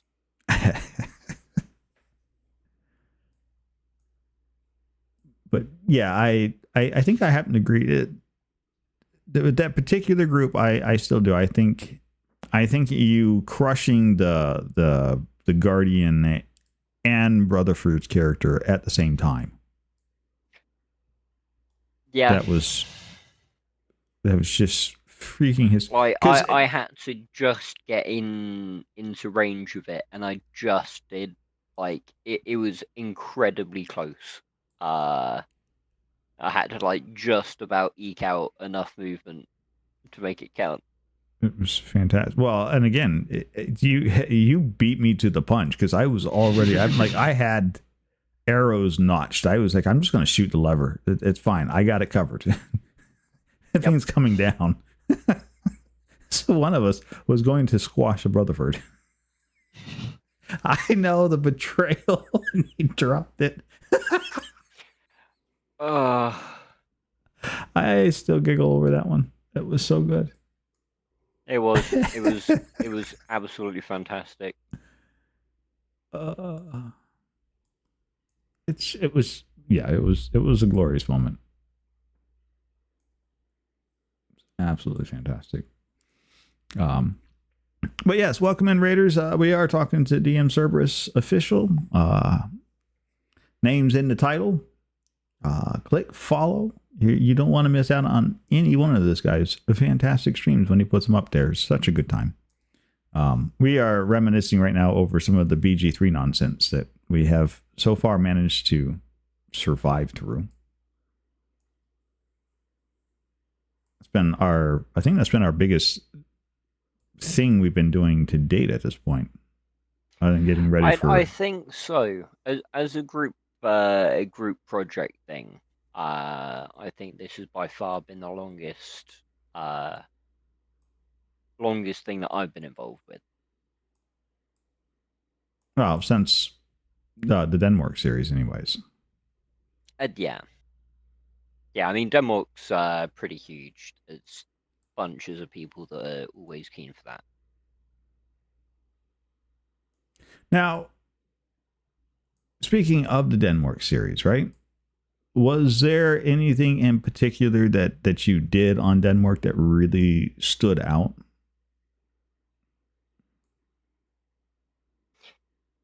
Um, Sorry, thank you. I mean, I think that the first thing that had to be mentioned was the boats. Um, my boat dock to start with, that used that mod to clear out all the water, so I could make a boat and then actually like dry dock it. Oh, that was lovely. Then the flotilla that the potatoes nomads lived on, and that all moving. Um, That I was wasn't really too much in any spotlight in season 2. I did my newspaper stuff, and I quite enjoyed just kind of doing that and being happy with that. Oh, I enjoyed the newspaper. I thought that was fantastic. I Mm. enjoyed having that extra bit of, like, we had the whole shortcuts that were like, here, you want to go catch up on the latest bits from the newspaper. Like, you were actually Yeah, making the full little scale web links that pages would out just of hit it and there and everything. everything. And we were Yeah, doing advertisements in there that was freaking hysterical. just everyone sending me different rumors and ads and all sorts. I loved that. I loved it so much. Uh, Oh, the oh printing press. yes, Yeah, I liked that little printing press. that was It was a gorgeous. good spot for me to go and actually do my writing in, funnily enough. Yeah, that was such a good time. But hey, season 3 right around the corner. We'll be doing it all again, right? Absolutely. Well, I'll definitely be looking to get the printing press up and running once again. And we'll just have to see what happens, plot and lore-wise, and quests and all Yeah. of that stuff. Who's going to do what? We're also going to have some new players in season 3. Ooh, exciting! I've already started getting some word back. We will have Fox and Bull will be coming into play in season 3.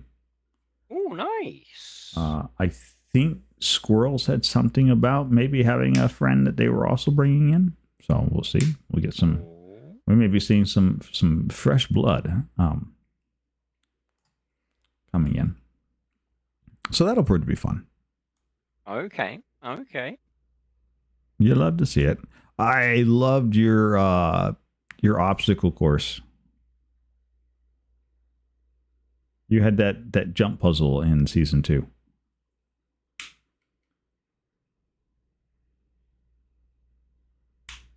The parkour course.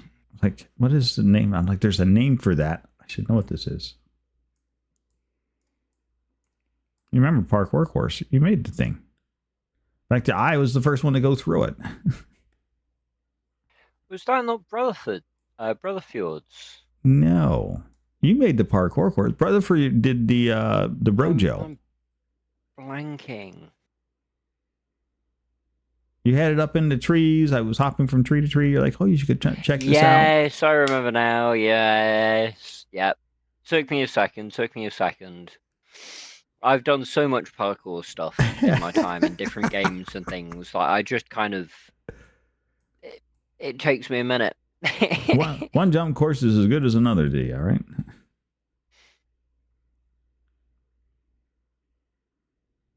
This huge piece of castling and no obvious place for it to go.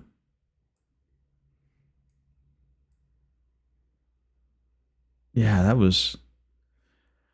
I remember because I took Fox and Bull over to that. They also ran that particular obstacle course. They were not nearly as successful. I remember a But they did couple of run it. people running through it and getting just increasingly more and more frustrated with it. That was also the same season, and I don't think anybody ever, because I think you were gone by a point in time that I had released Amaze. Yeah, I was around, but I think that was right about when I went on holiday, because I don't think it was much long after that Mistland stuff started. It's all right, Squirrel. You don't have to feel ashamed about failing to jump from tree to tree. It's not like your natural habitat is leaping from limb to limb in a tree. Yeah, it's not like we expect that of you or anything.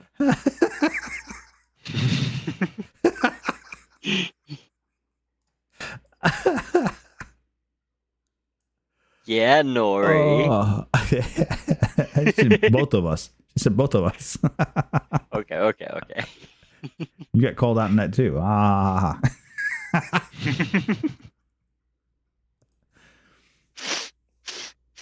So, I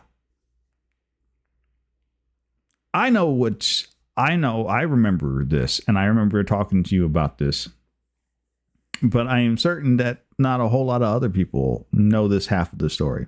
There's a clip that spans 3 separate clips on Squirrel's channel, and it's a command here on mine that has Squirrel being surrounded by zombie deer heads.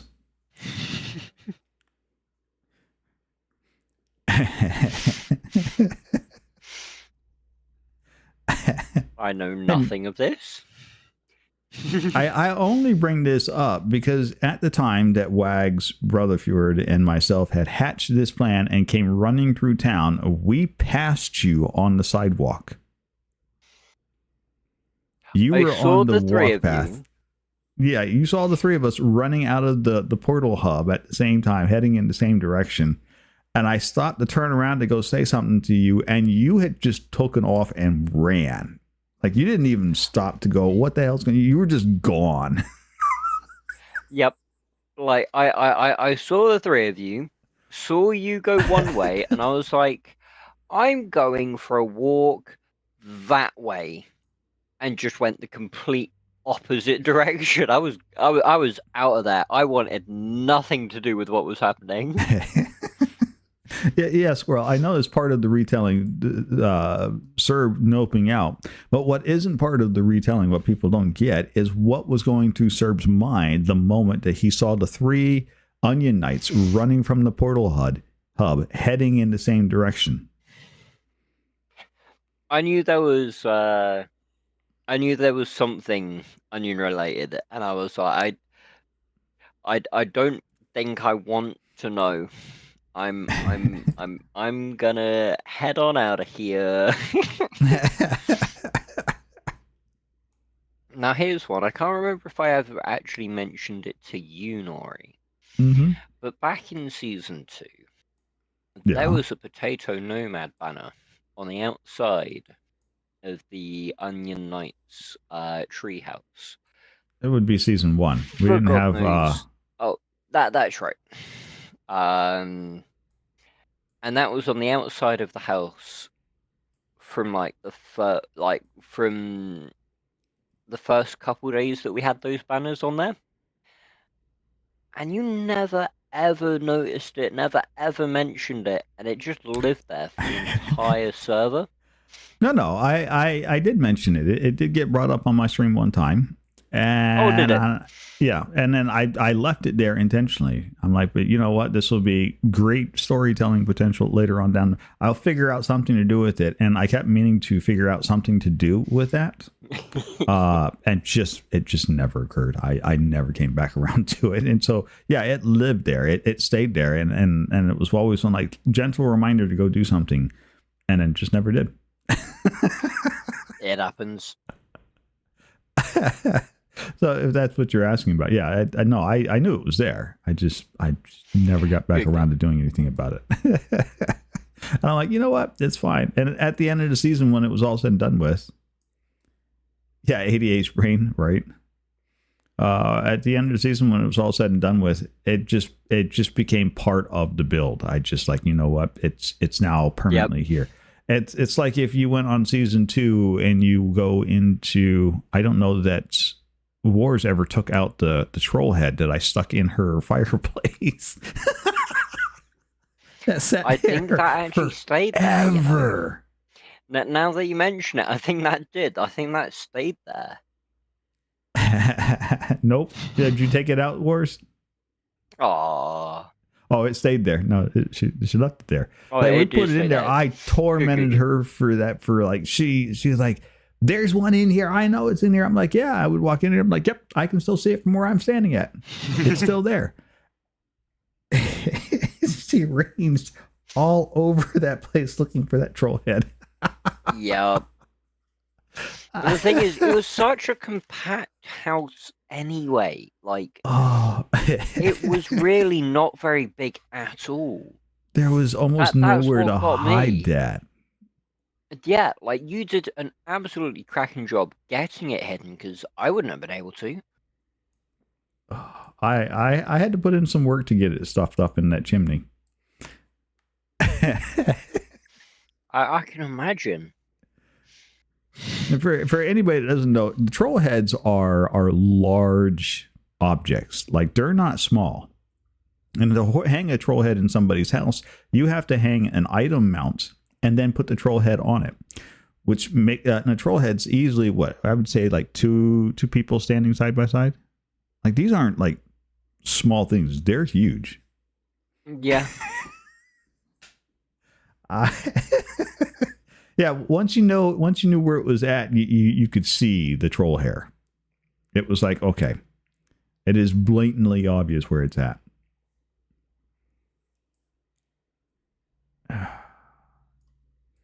But, you know, nothing beats Squirrel going a couple weeks until she finally found the underground basement. Oh, God.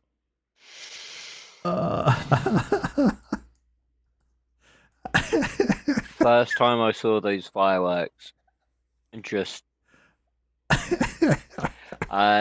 2 seconds. Yeah. It was fantastic.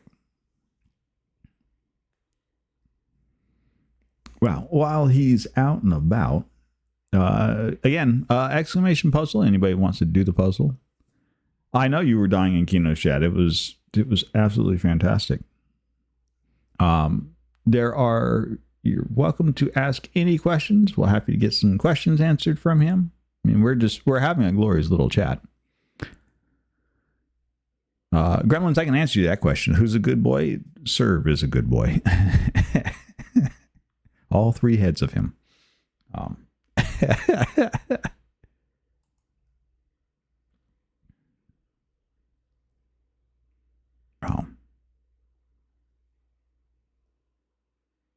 I see. I'm like, huh? What? Oh, right.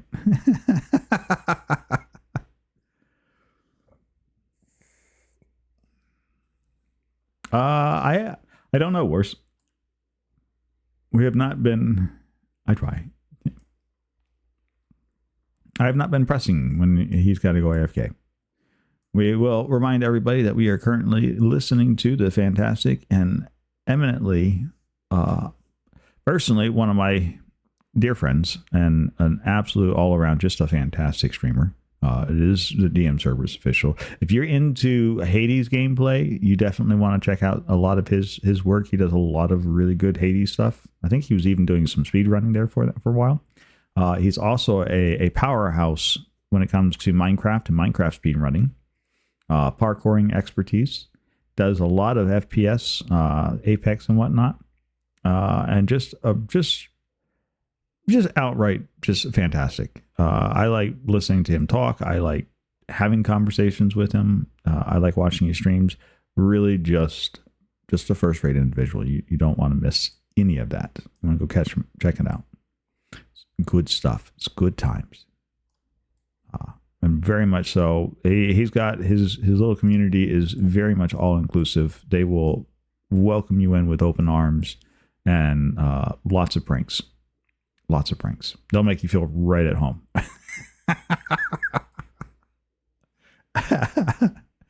Definitely not talking about Momus. No.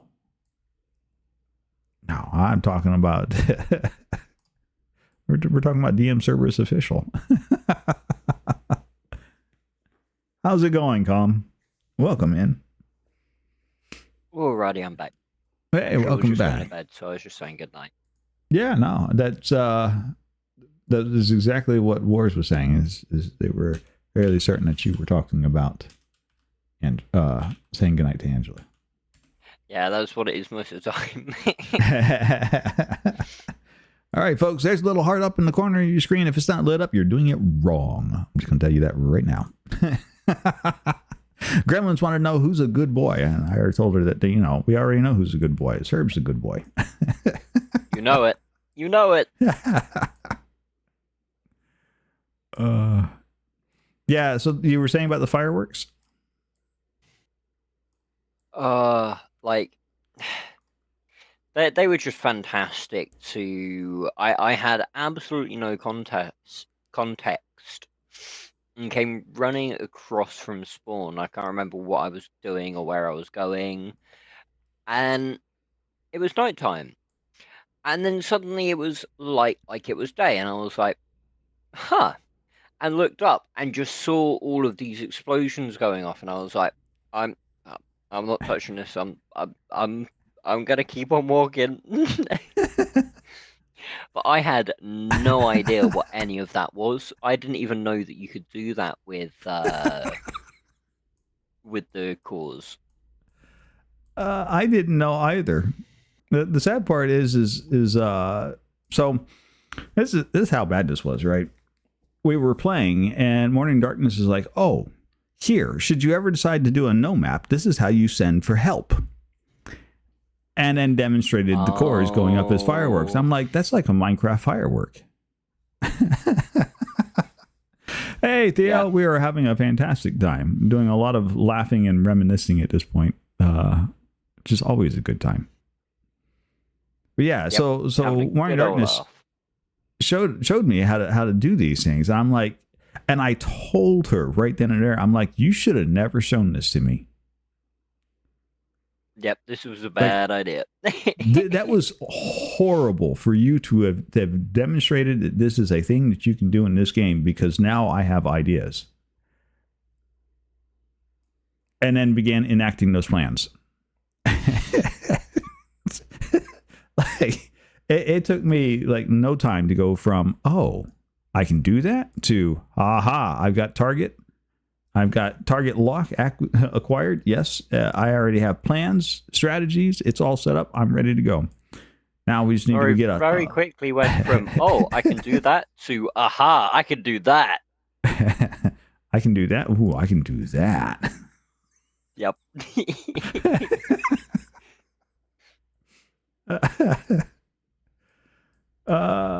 To be fair, we also, staged up her basement to look like an Onion Night meeting area too. So, I mean, yep, it served dual purposes.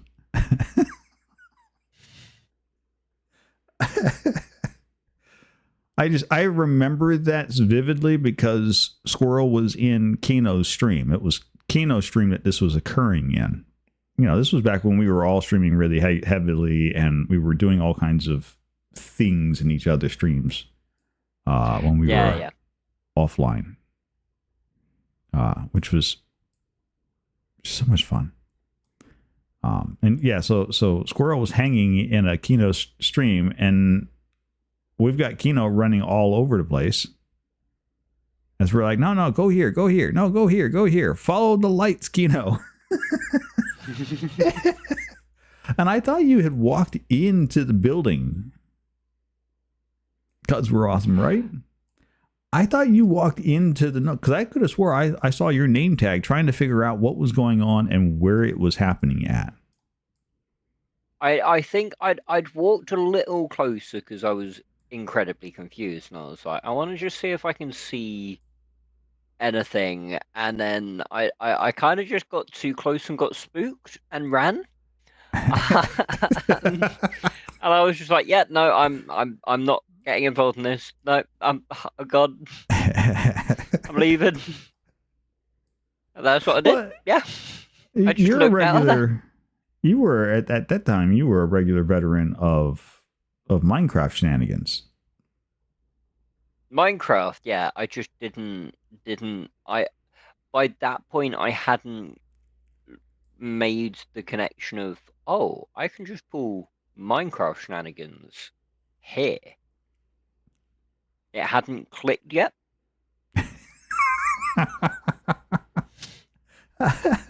Well, what was the turning point that made that click? I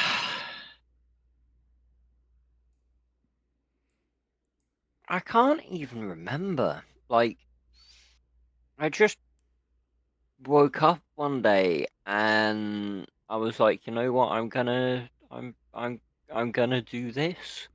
So I what you're can't even saying is remember, this: like, you woke up one day and chose evil. Got it. yeah, yeah. I mean, pretty much. I mean, fair. I think I got up pretty much every day trying to figure out what's the next thing to do. What next prank can I pull? Yeah, that was kind of it for me. Like, it just turns into a huge motivator of, okay, what am I gonna do today? What am I gonna plan? What am I gonna, pull on someone? What am I gonna do here? What am I gonna do there? Like, it got me playing so much in the game. Uh, so I went hard into putting pranks on people for different things. Oh, I know. You dove right in headlong with me on some of those. We got planning a couple of them.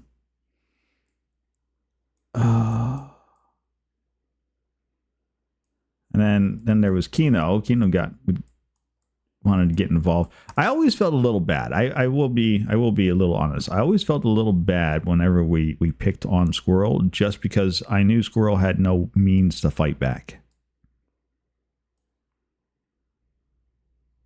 Like, she picked up a Zoda later on as part of the Turnip Troubadours, but I think by the time that she had picked up the Zoda, it was already too late. I think if there was a war to be won, we were already so far ahead of the fight. Yeah, I get what you mean. There was definitely some stronger groups. Let's say.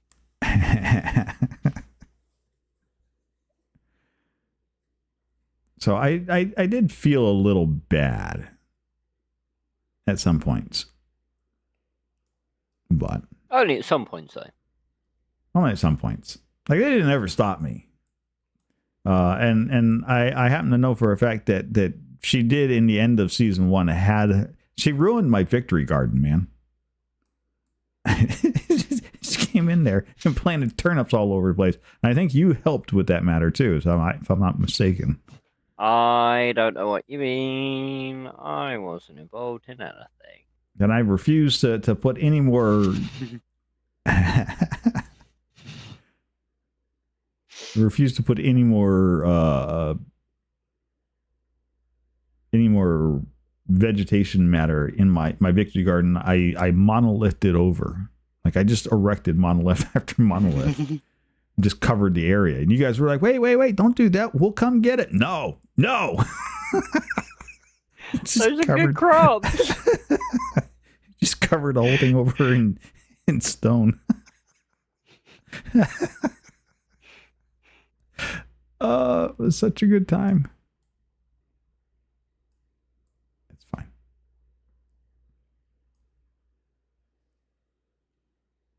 Yeah, we had such a good time. That was some really good times. I'm really looking forward to next season because of all the shenanigans and fun we've had previously.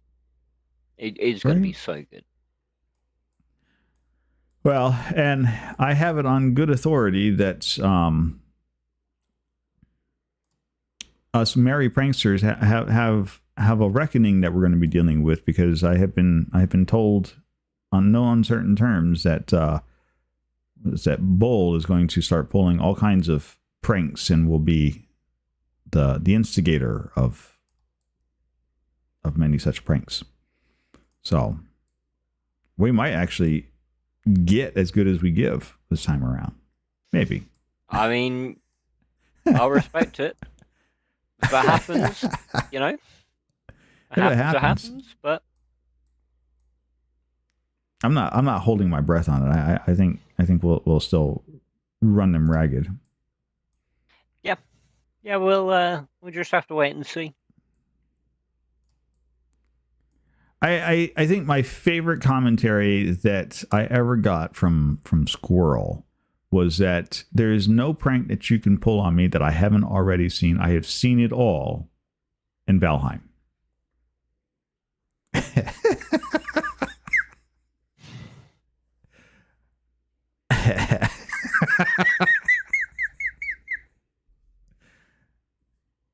Like, if you make that, if that statement was made to you, what does that say to you?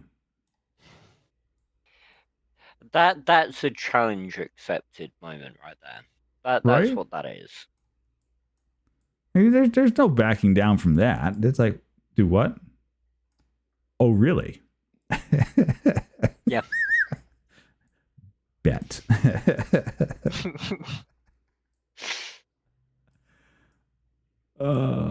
Okay, now we're still over here on season 2, just because it was.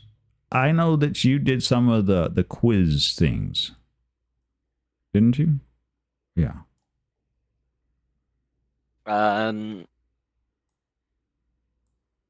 Oh, I was given, or I received some of the riddles. Yeah. Yeah. No, that wasn't. Not the riddles. You did the blacksmith, the sword guy. I may have had a hand in some of those bits and pieces. And some of them. Maybe, possibly. Maybe. You could say. I know Rutherford got a hold of that stupid sword, and like it just killed him over and over again. I had never laughed so hard as to watch Rutherford. Like, aha, I got this sword from the Bladesman. I am going to be all powerful. Dead. Yep. Like, yep, no, those things really are cursed. You should get rid of it. Never. Dead. Like, after that started happening, I was like, you know what? Like, I meant it just as a bit of fluff. I didn't really think anyone was going to take it serious. But you know what? Now what I might do is actually use it as like some actual lore. Throw that in there somewhere. Oh, that was fantastic. That had to turn out far better than what you'd ever anticipated it would. Oh yeah, by far. Like I wasn't sure who to put the different challenges onto at that point. Mm-hmm. And kind of just was like, you know what, like I'll just pick someone, I'll see like how they respond to it and then go from there. And yeah, Right. Rutherford just picked it up and ran with it, and I was like, cool, well that's one down. That's Yeah, settled. Bladesman never actually finished his story, so No, I don't think we finished all of the stories that we started in season 2. I think people went on hiatus and stopped playing there towards the end. Yeah. So we did what we could. We did finish all the way through Mistlands. We went and killed the queen, as is tradition. So we got all the way into Mistlan, but yeah. So, Wags, have yourself a wonderful night, my friend. Yeah, you take it easy, buddy. I appreciate you hanging out and being here. Always a fantastic time, right? You know it. Wags was an onion knight. Well, he didn't start out as an onion knight. I think Wags was first. Yeah, the whatever, the oak. Yep, that's right. Mike started out a group himself, didn't he? Yeah, Order of the Oak. We weren't supposed to chop down any oak trees.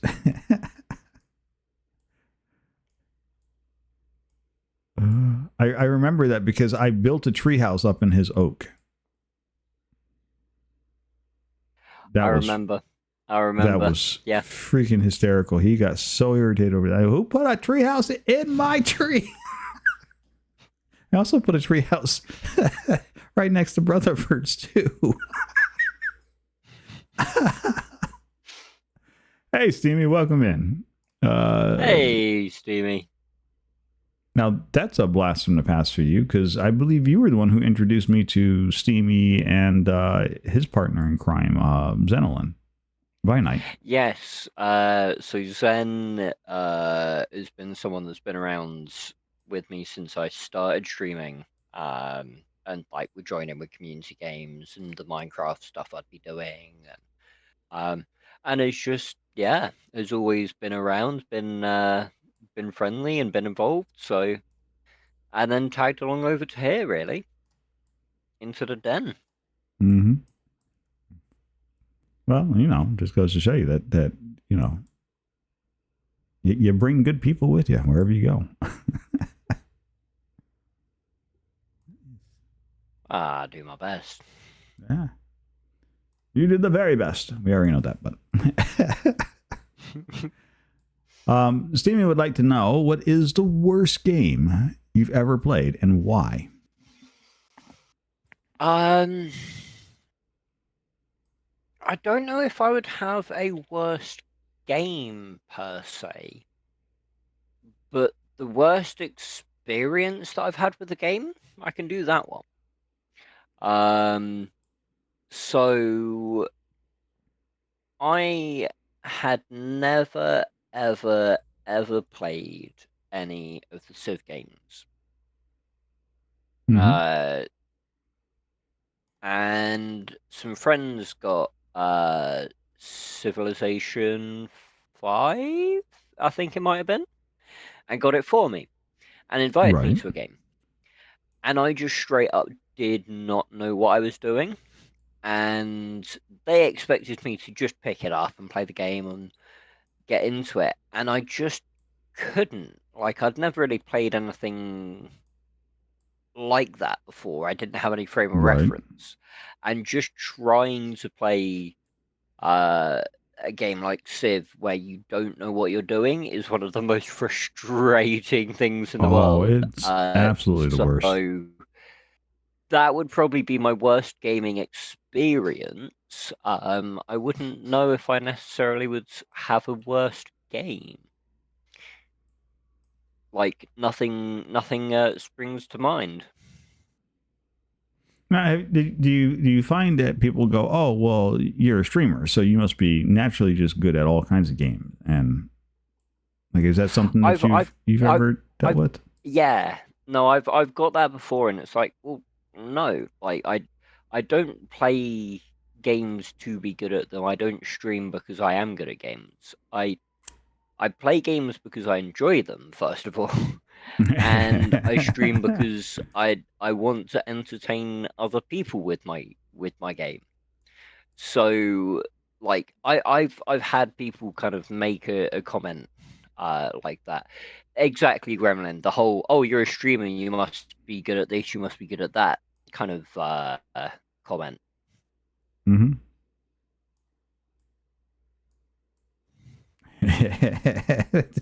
All I see is just everybody's just agreeing with, like, yes, that. And, we didn't. It's fine. It's a very, very common thing, yeah. Apparently, it's very common. I honestly can't say that I've ever had to experience that one, so I'll take it.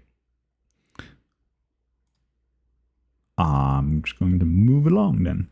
But I'm no, that somewhat surprised you haven't, especially with like your backgrounds and work history. Although I suppose you might get it in that sense, you have people going, "Oh, you work in this field, uh, you work in that." honestly, you want to know the thing that I get because of the field that I work in a lot of times is people calling up and going, "Hey, my computer's doing this funny thing. Fix it." Yep. Like, okay, you're gonna have to define what funny thing is, and B, what in the world makes you think I'm in tech support? Well, you work on computers, right? Which is it's really kind of comical. So in the field that I work in, like specifically, I'm a programmer. I'm not. You're fine, Kino. I'm not calling you out on anything. Hey, kid, how you doing, buddy? I have. It's one of those interesting things. So I started in the tech support side of IT. So I do have experience in tech support. I give people a hard time about it. I'm like, what makes you think I'm tech support? I'm a programmer. So I give people a hard time about it. But I do understand how to do tech support. I have done it before. But what I find really fascinating is as a developer, talking to other developers, how very little they understand about the tech support side of the house.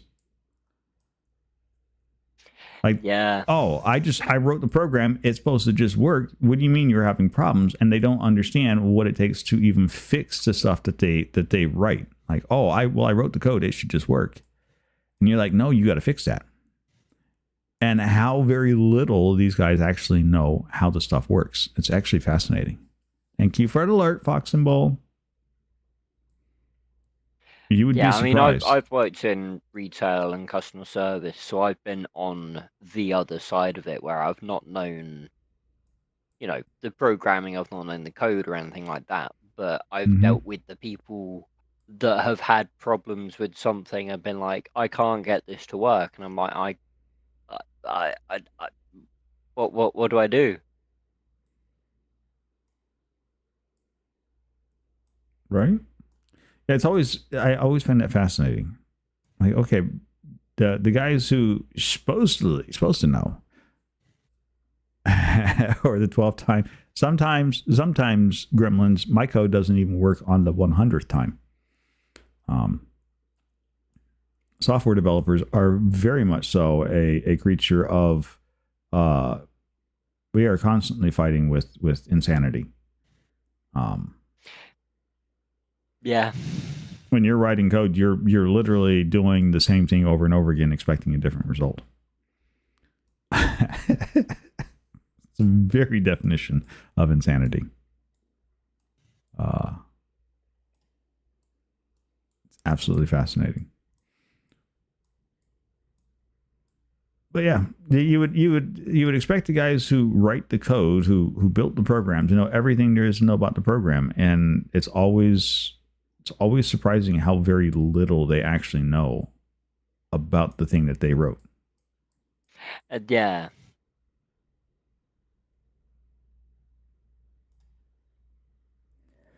Okay, squirrel. Next time, just take the piece from me. She comes zipping in. She's like, whags around my hand and like, over here, and then directs me. I'm like, you know what?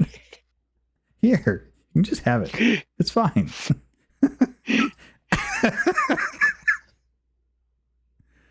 I've just honestly been getting in people's way, and that's been keeping me entertained for the last.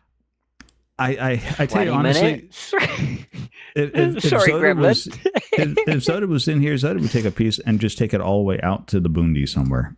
Soda likes to hide pieces on the very far edges. I'm like, yep. I fully can see Soda doing that as well. Like, just yeah, off he goes with just a little piece in hand. It's such a good time. Now, if you were planning a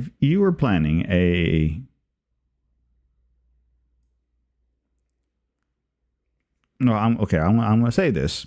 having already drug you into one such prank already, but if you were planning a prank on Valheim or Minecraft or any of these sort of games like that, if you had to pick like the top 5 people to sit down and plan the prank with, what would be your dream team for a prank?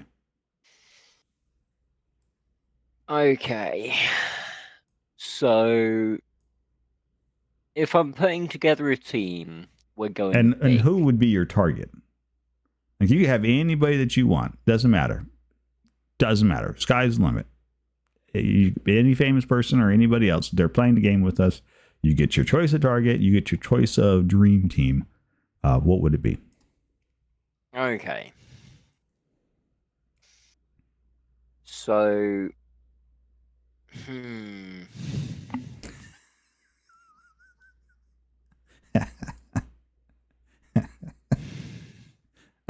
thing is, I know that I would go big. Like, if you got a team of people, you got to make something out of it.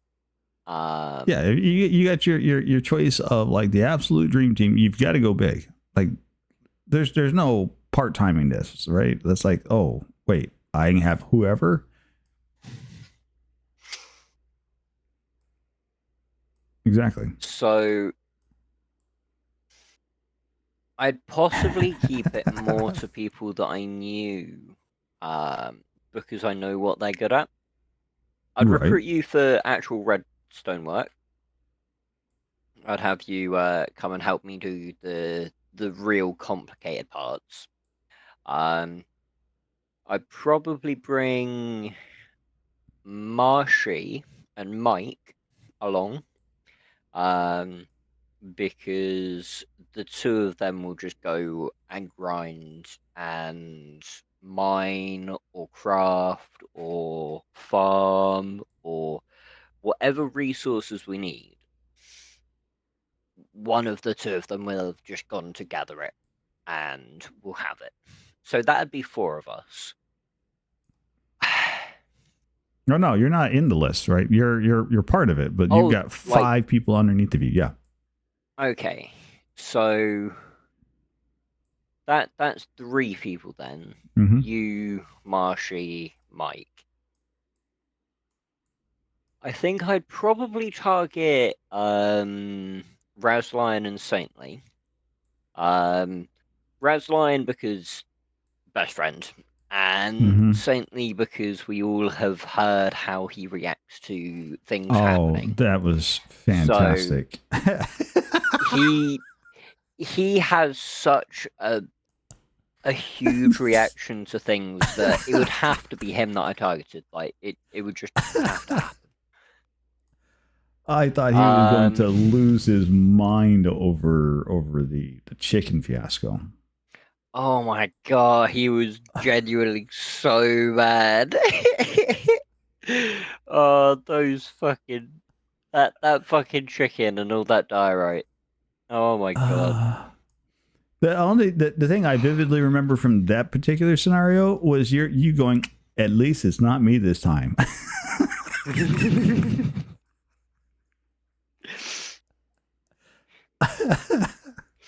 Hey, listen, a lot of people have been subject to it. I'm just glad that it hasn't come back round on any of us. Anyways, all right. So we're going after Saintly. And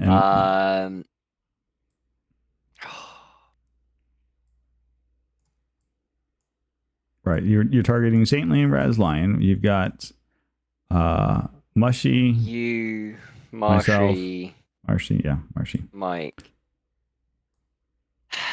I think I'd have to bring someone like Grian on board from Hermitcraft, because if we wanted to do anything mechanical, I think you, me, and him would be able to come up with a solution to do most anything. Other than that, mechanical. Now, see, it's interesting you said green. I would have brought in Mumbo if you were looking to do mechanical. Like of the two of them, Mumbo's like 10 times the redstoner that green is. Yeah, it's true. Yeah, you're probably right there, to be fair. I've just seen a lot of videos that Green's done. Now, to be fair, I different bits. don't disagree. I would bring Green in just because he's got a bit of a devious mind to him. And it doesn't hurt to have a builder on staff. Yeah. Like if you need something to hide what you're doing, That's true. having a builder wouldn't be bad. So I'm not arguing that. I'm like, if you're looking to bring in a redstoner, then I've got 2 spaces left, right? I'll bring the both of them. But that rounds the team off relatively well. Right. You know, we've got 2 people that will go out and farm to get whatever materials we need. We've got 3 that are really kind of mechanic redstone. Like, we can come up with something big to happen, and to make it look incredible, we've got Green. So I think that'd probably be my team. It'd be mostly people that I know, with a couple of people bringing something a little extra, let's say. Right. There's nothing wrong with that. It's a hell of a team. I don't only can imagine what kind of. I honestly, if that was a team going after somebody, yeah, your buddies have my sympathy, because there's nothing good going to come out of that team. Like that is going to be. Isn't. Like that's gonna, whatever comes your way is gonna be 1, incredible, and 2, incredibly painful. There's just you're just gonna walk into it and be like, yep, I'm gonna sit here and just let it happen because there's nothing to do. God, that would be terrible. Oh yeah, I missed being in Discord when Saintly discovered the chicken fiasco. I caught wind of that secondhand, and I just Yeah, so I also wasn't there when he joined Discord. I actually had him drop me a message and chat to me about it. And that's immediately when I turned to you and I was like, he knows. He knows. Well, okay, to be fair, the chicken and the diorite prank is not like it's not something I haven't done multiple times. Yeah, I mean, it's a time-honored classic. It's almost a rite of passage now. Right? It's one of those, like, you know what's got to happen, right? Somebody's going to get it. Yep, it's going to happen.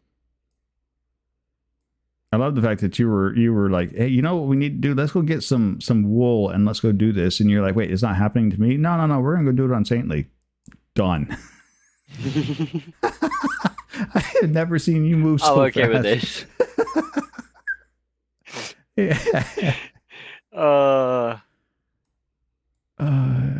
You were so on board with that so fast that you weren't even going to give us a chance to rethink our target. You're like, what, Saintly? Yep, let's go right now. We're getting this done right now. Yep, off we go. Come on.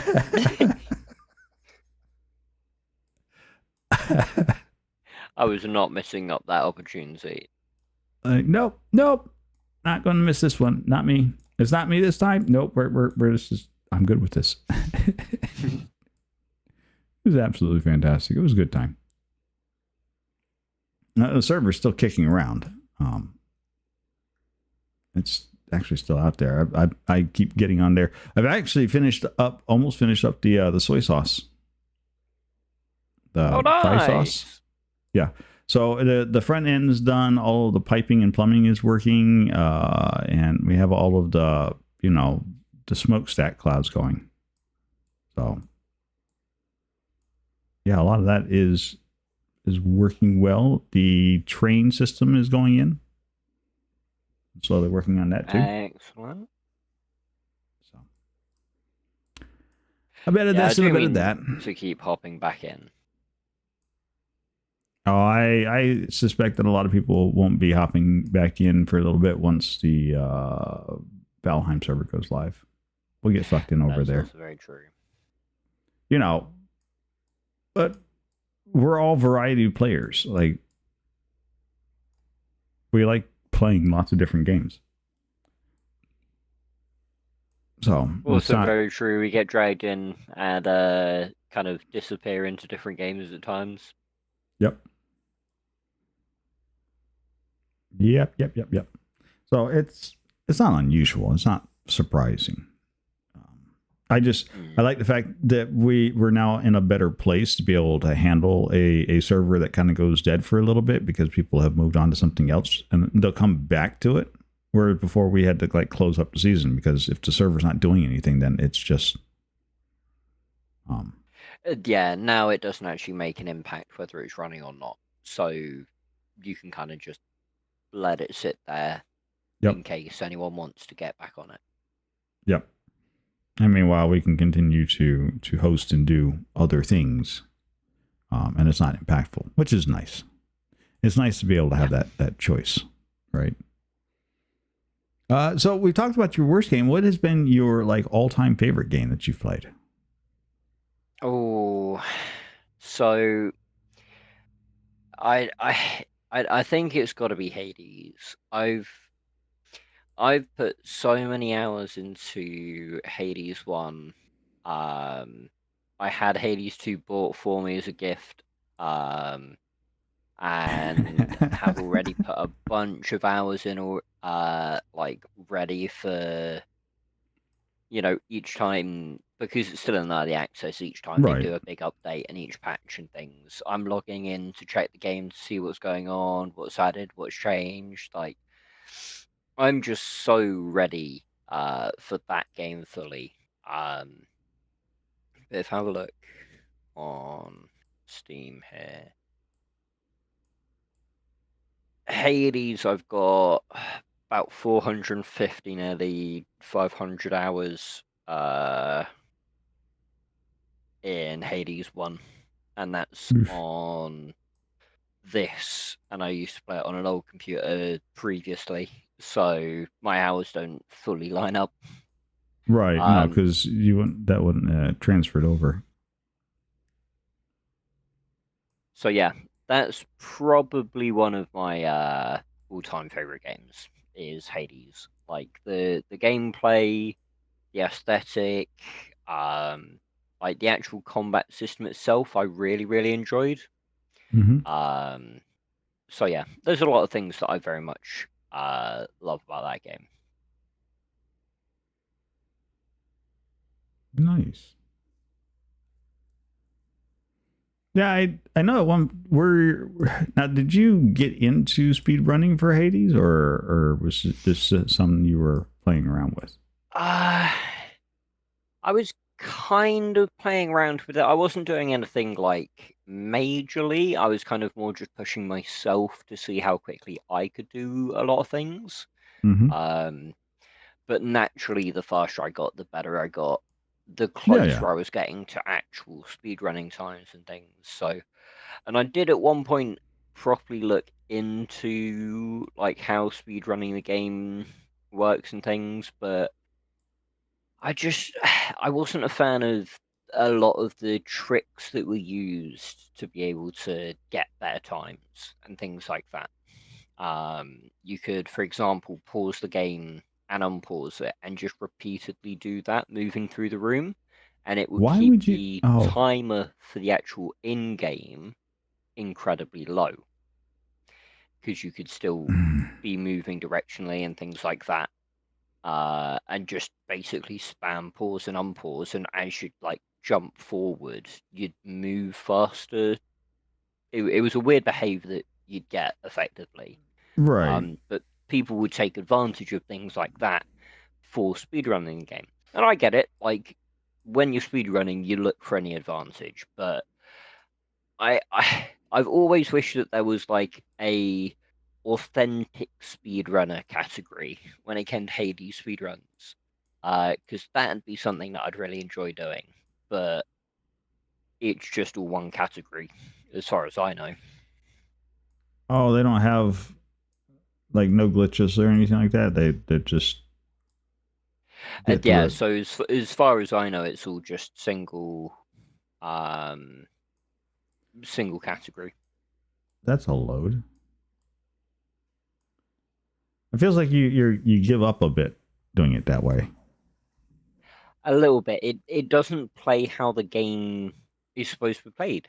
Um, like it's supposed to be fast paced, yes, but you're supposed to be actively involved in it. Right. And just playing that way very much doesn't feel like you are. But then, each their own. People have done very, very well doing it that way. Yeah, yeah. You can't knock them. Well, I mean, if it achieves the goal that you're setting out for, I suppose, and that's just a thing that you do. But I would think pausing and unpausing, that's got to get very, very boring because you're basically at that point. I think you're hooking up an auto key system or something. That would Pretty just wear out much. your Yeah. joystick. And that would be very boring. Yeah, watching some of the like old Hades 1 speed runs just wasn't all too interesting because you'd pause it, you'd see the projectiles, you'd see everything moving around the room, and you'd still be there a Mm-hmm. good 30 seconds or so later in the same room, but only like 3 seconds has passed in game. And it's just like there's no way to actively like compete with that. If you were trying to play the game legitimately, there's no way that you could keep up with something like that, you know? So they were what they were doing for speedrun is they were using the in-game timer to track Yeah, the time rather than using some third because party outside. yeah, so there's certain flaws and such that because the time is provided in game, there's certain flaws that don't trigger the timer, loading Yeah. screens and things like that that are all variable between computers and builds and all the Yeah. rest of it. Um, it uses the in-game timer, but then that leads to Well, it leads to situations people like this where people take advantage of that. break the in-game timer. Yeah, that. Yeah. Yeah. Okay. I probably wouldn't get involved in that either. That just. If it weren't for that, I'd absolutely be interested in trying to do some Hades speedrunning.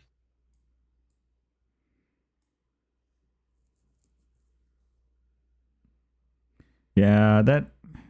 That's. Yeah. Sorry. That just kind of took all the wins out. I'm like, oh, that's horrible. Yeah. I'll have to see if I can find one of the videos just so that you've got a visual reference, but it just it seems incredibly slow to play.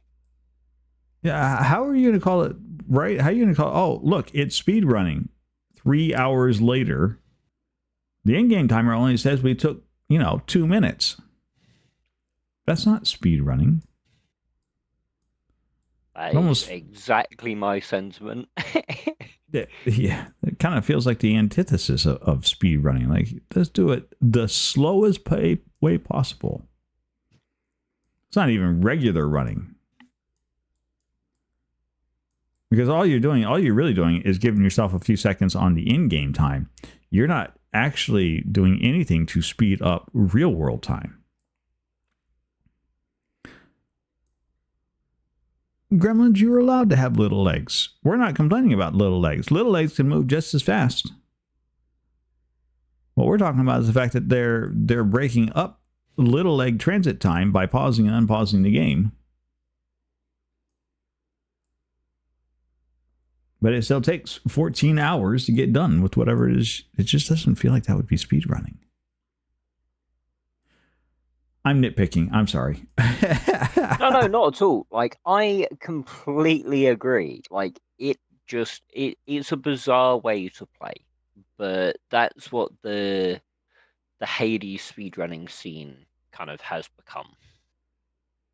Yeah. Yeah, I would walk away from that too. Yeah, I'm out. Any other speed running games that you considered? I've always enjoyed trying to speedrun Minecraft. I never do particularly well at it, but I always enjoy it. Um, I did play Celeste, which is quite a good platforming game. Quite an Mm-hmm. infuriating one, at times, but good nonetheless. Right. Um, I watched somebody play that a while ago.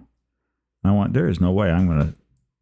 That's like Elden Ring on 2D platform steroids. yeah, a little bit. It it can definitely be a little frustrating. Um, I haven't actually finished it, which does remind me that I did promise that I would go back and finish it at some point. Um,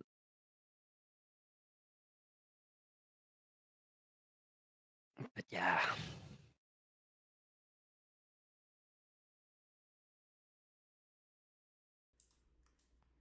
Yeah. All right. Well, we are actually in the home stretch, my friend. Wow. oh yeah, it genuinely like we were Turn saying around twice and beforehand, it's like, oh gone. yeah, it's not gonna feel like it's gonna feel like just hanging out and chatting and stuff. Yeah. Literally, I did not notice the last 3 hours disappear. It goes. It That has goes gone by really so quick. fast. It does. So fast. Right? You're like, oh, I don't know that I was quite ready to be done just yet. Yeah. I've been having a great old time. Right?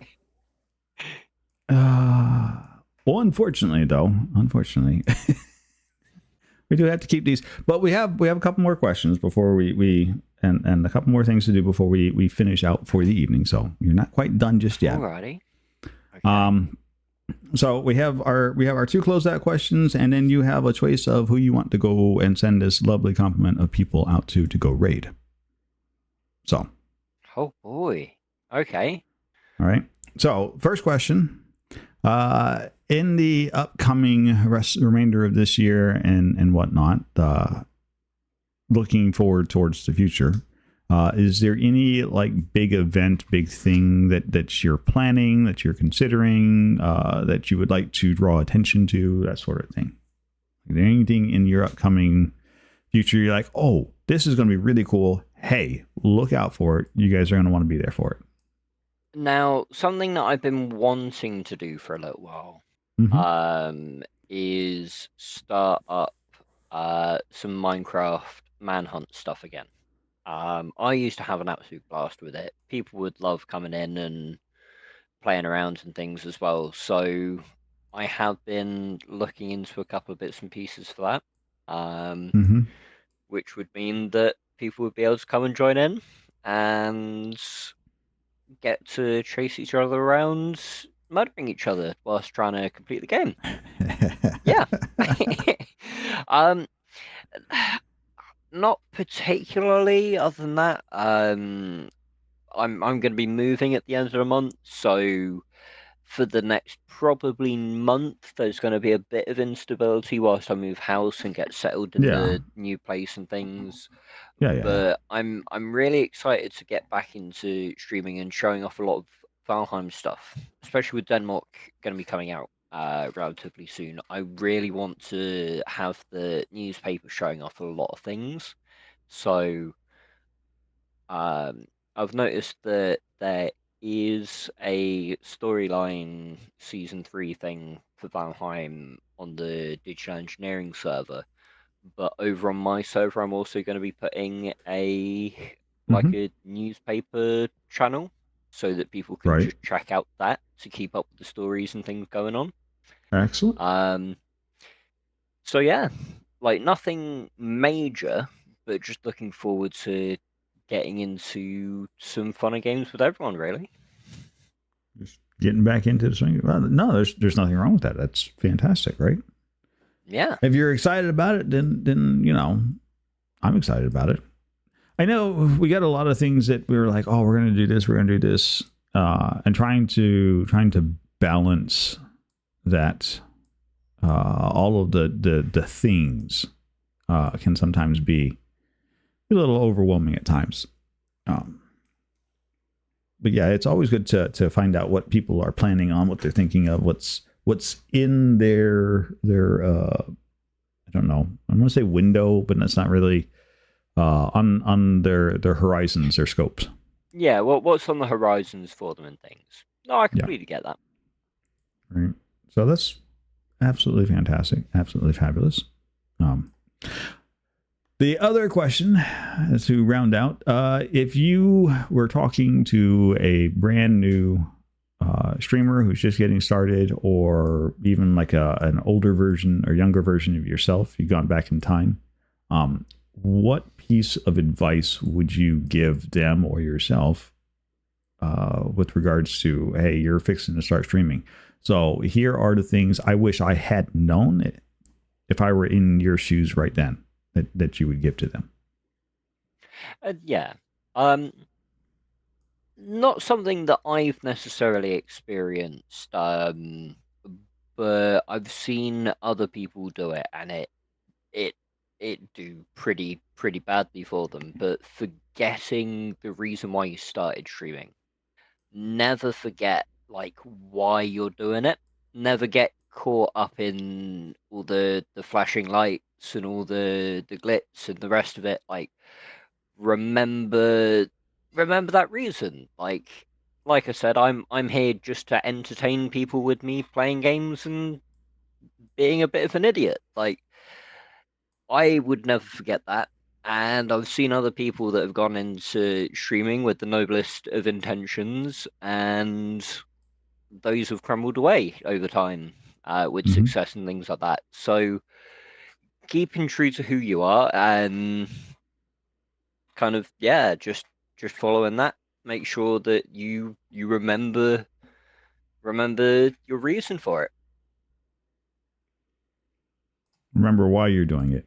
Yeah, and Exactly. it's useful too, I think, also, and something to keep in mind is that people do suffer from burnout, and if you get in it and it's a hobby, it's a fun thing to do, you're less likely to hit that burnout versus if you like, oh, I'm going to do this as a hobby, and then you suddenly decide, no, I'm going to turn this into a full-time job.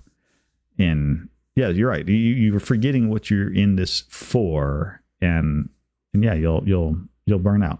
Yeah, very quickly. And I've seen friends that have done that for one reason or another aren't financially as stable as they were, and they've tried to take stream into a very serious kind of help for them. And it really didn't take off too well because it was just so different from what he'd built up already. People they weren't really engaging with the new stream, as it were. Right. So yeah, it's just kind of remember where you started from. That was sound advice. Definitely very different advice than what we've heard so far, but it's still solid advice. I can't say as I disagree with you at all about that. I think it's a very poignant statement in the fact that, fame is fleeting. It is, yeah. It really is. But the friends you make, I think are far more important over the long term. Yep. Than any amount of fame. Like I will absolutely happily give up any and all fame for the friendships that I have made, and I have right now. I think to me that's important. Friends? Who has friends?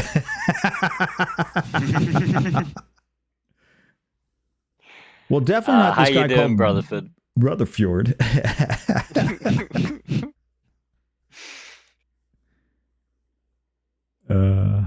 You know what, Squirrel? I will be sappy, and you know what? That's all right. I'm allowed to be sappy. Hell, we have the what is that? Make my day redeem around here just for us to be sappy. It's very true. But it's fine. It's fine. It's what we live for.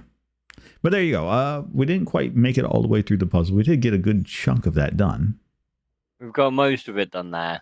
Easy enough to see that it's a good old castle. I like the choice.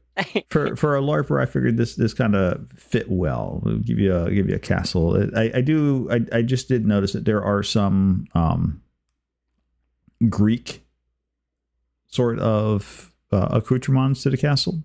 Like there's a little statue down here and whatnot. I'm like, and things, yeah. Like that's interesting how that lined up. I was going for a castle. You were like, "Ooh, I really like this whole Greek mythology thing," and we managed to tie them both together with one picture. So it's absolutely fantastic. Yep. Love to see it. Yeah, you're just fine, Brotherford. You're welcome to catch it up in the VOD. The VOD will be there as soon as we hit the stop button. Yeah, absolutely no pressure though, buddy. Make sure you get enough rest and such. Right. That's the important bit, right? 100%. All right. So, where do you want to send this absolutely collection of fantastic and amazing people out to? Oh, I don't know. I don't know. I need to have a look. That's the way this works. That's tradition around here. Is that because what ends up happening is we go from here to somebody else's channel, and then we get to tell them all about DM Cerberus Official and the fantastic streamer that he is. Whoa, that's imagine me. That.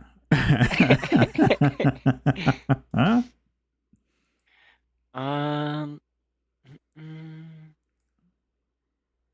Imagine that. It's almost like you've got an entire really stream full of people ready to go and advertise for you somewhere else. I know, crazy. Right?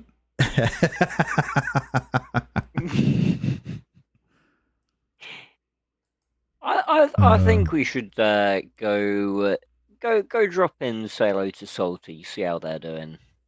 Salty, you want to say hi to Salty? All right. Yeah, let's do it. Well, Salty will absolutely know where we're coming. Too many people on my list at the moment, anyway. It's just fine. I think we had one time somebody was like, I don't know who to go raid, and went and grabbed somebody random. So, fair. That happens. But we will absolutely send this collection of fantastic people over to see Salty Snacks. She'll be happy to see you come in. She'll know what Tuesday is, and she'll know exactly what the raid means. So that'll make her blush a bit. So, well, Salty's been on Talks Tuesday, so they already know what the deal is with that. That's true. All right, my friend, I am going to deafen, and then we'll kick this raid off. I really appreciate you taking this 3 hours out of your very busy time. I know you're getting ready for the move and everything to sit down and have a discussion with us and just talk and let us get to know you and be sappy and have absolutely fantastic. Yeah, no, 100%. I was looking forward to it. It kind of crept up on me, honestly. Until you said something on Sunday, I was still like, oh yeah, it's a couple of weeks away. It's fine. Like, I don't need to worry about it, anything like that. And then on Sunday, you were like, oh yeah, don't forget, it's on Tuesday. And I was like, oh. Yeah, I will carve out some time. I will make sure I'm free for that. But no, thank you very, very much for having me on board. Yeah. Thank you, everyone, for hanging out. All right, let's do this real quick one last time before we let you slip on out of here and we do the whole thing because I can. I've done this like 3 times now. We'll do it a 4th time. Really? Why do I have to wait for that? That's all right. That's all right. We'll do the other one. We'll do the traditional one.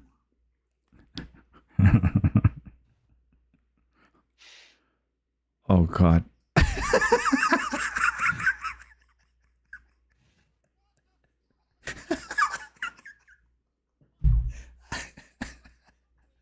Yep. I watching that back on the stream. It took me a second to recognize which clip that was. That's a good one. Yep. So a friend of ours had come over and joined and brought their character with them. And me being brand new to the game, cocky as anything, I was like, oh, I'm sure I could take it. I'm sure I could take him in a fight. Yeah. That didn't happen. Looks like you got one tap there. Yep. I was barely in leather gear, and they were running around with like a silver sword or something like that. It was something ridiculous. And I was like, I got this. Yeah, it'd be fine. Bob. Never mind. Oh, that's fantastic. I love it. There you guys go. There's just a smattering, a small example of some of the absolute fantastic and amazing stuff that comes out of a DM Cerberus stream.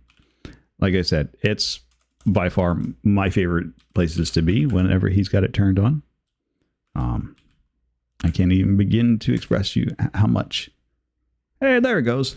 Also, there's the easy way. The heart's up there. I figured if we did the other one, it'll be fine. The heart's up there. Thanks for that's lit up.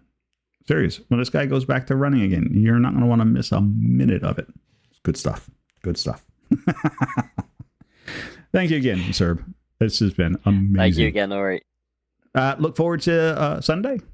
We still on for Sunday? Are we still on for Sunday? I believe so. Are you? Yeah, I was going to say, I think we're going to end up missing at least one Sunday during your move, right? Yeah, so next week I might be okay. It depends on if we've packed down my desk at that point or not. It might just be a very, very bare desk with just a PC and none of my ornaments or anything. The week after I might not be able to make it because I've been invited to a wedding, and then the week after I'm at LARP. So I should be there this weekend, potentially next weekend as well. And then after that, a couple of weeks of probably not. Well, there you go. But we'll sort the details out later. Oh, yeah. Absolutely. But we'll see you. If nothing more, we'll see you again on Sunday. Exactly. All right. Take care, my friend. Catch you later, Nori. Yep. All right. There's the end screen. Oh, this has been a fantastic good time. We've had so much fun. It's been enjoyable. We've reminisced. We've asked questions. We've got to know the DM Cerberus official. Well, you've gotten to know this absolutely fantastic and heroic of a streamer. Dear friend of mine. Should be a good friend of yours. You'll love him. Big thanks to our cheers, Love and Fury, and Raids, Cami Raw. Thank you for bringing in your fantastic community. Right? Got the peek inside all of the fantastic people. You definitely don't want to miss out. And just think, if that ain't good enough, right? We've had one fantastic and amazing guest star on Talk Tuesday. Next week, back here on Talk Tuesday. You know what's going to happen? Oh, I'm going to tell you what's going to happen. Next week here on Talk Tuesday, we're going to have a Bates Blogs. That's right. We're going to have Bates Blogs in here. Voice actor, DM master, Phasmo player extraordinaire. Ooh, it's going to be a good time. You don't want to miss out on next week's Talk Tuesday. Yeah, right? Bates. So, stay tuned for more Talk Tuesday. You don't want to miss it. For now, we are going to send a raid over to Salty Snacks per Serb's request. That's the way this works around here. So, let's get that going. Oh, come on. Let me type in the screen. You know Salty Snacks, one of the absolute fantastic members from the regime. Thank you, Salty.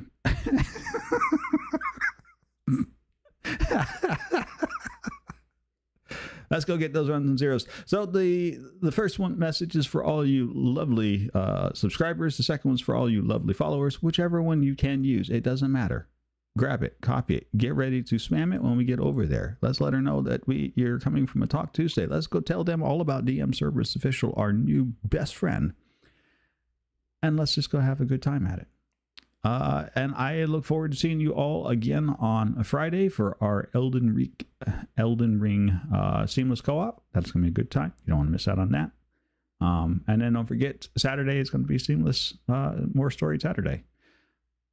Thank you again, Serb, for coming by and hanging out. It's been fantastic. And until next time, continue to be the fantastic, fabulous, and amazing people that I already know you are. And until next time, well, you know how this goes.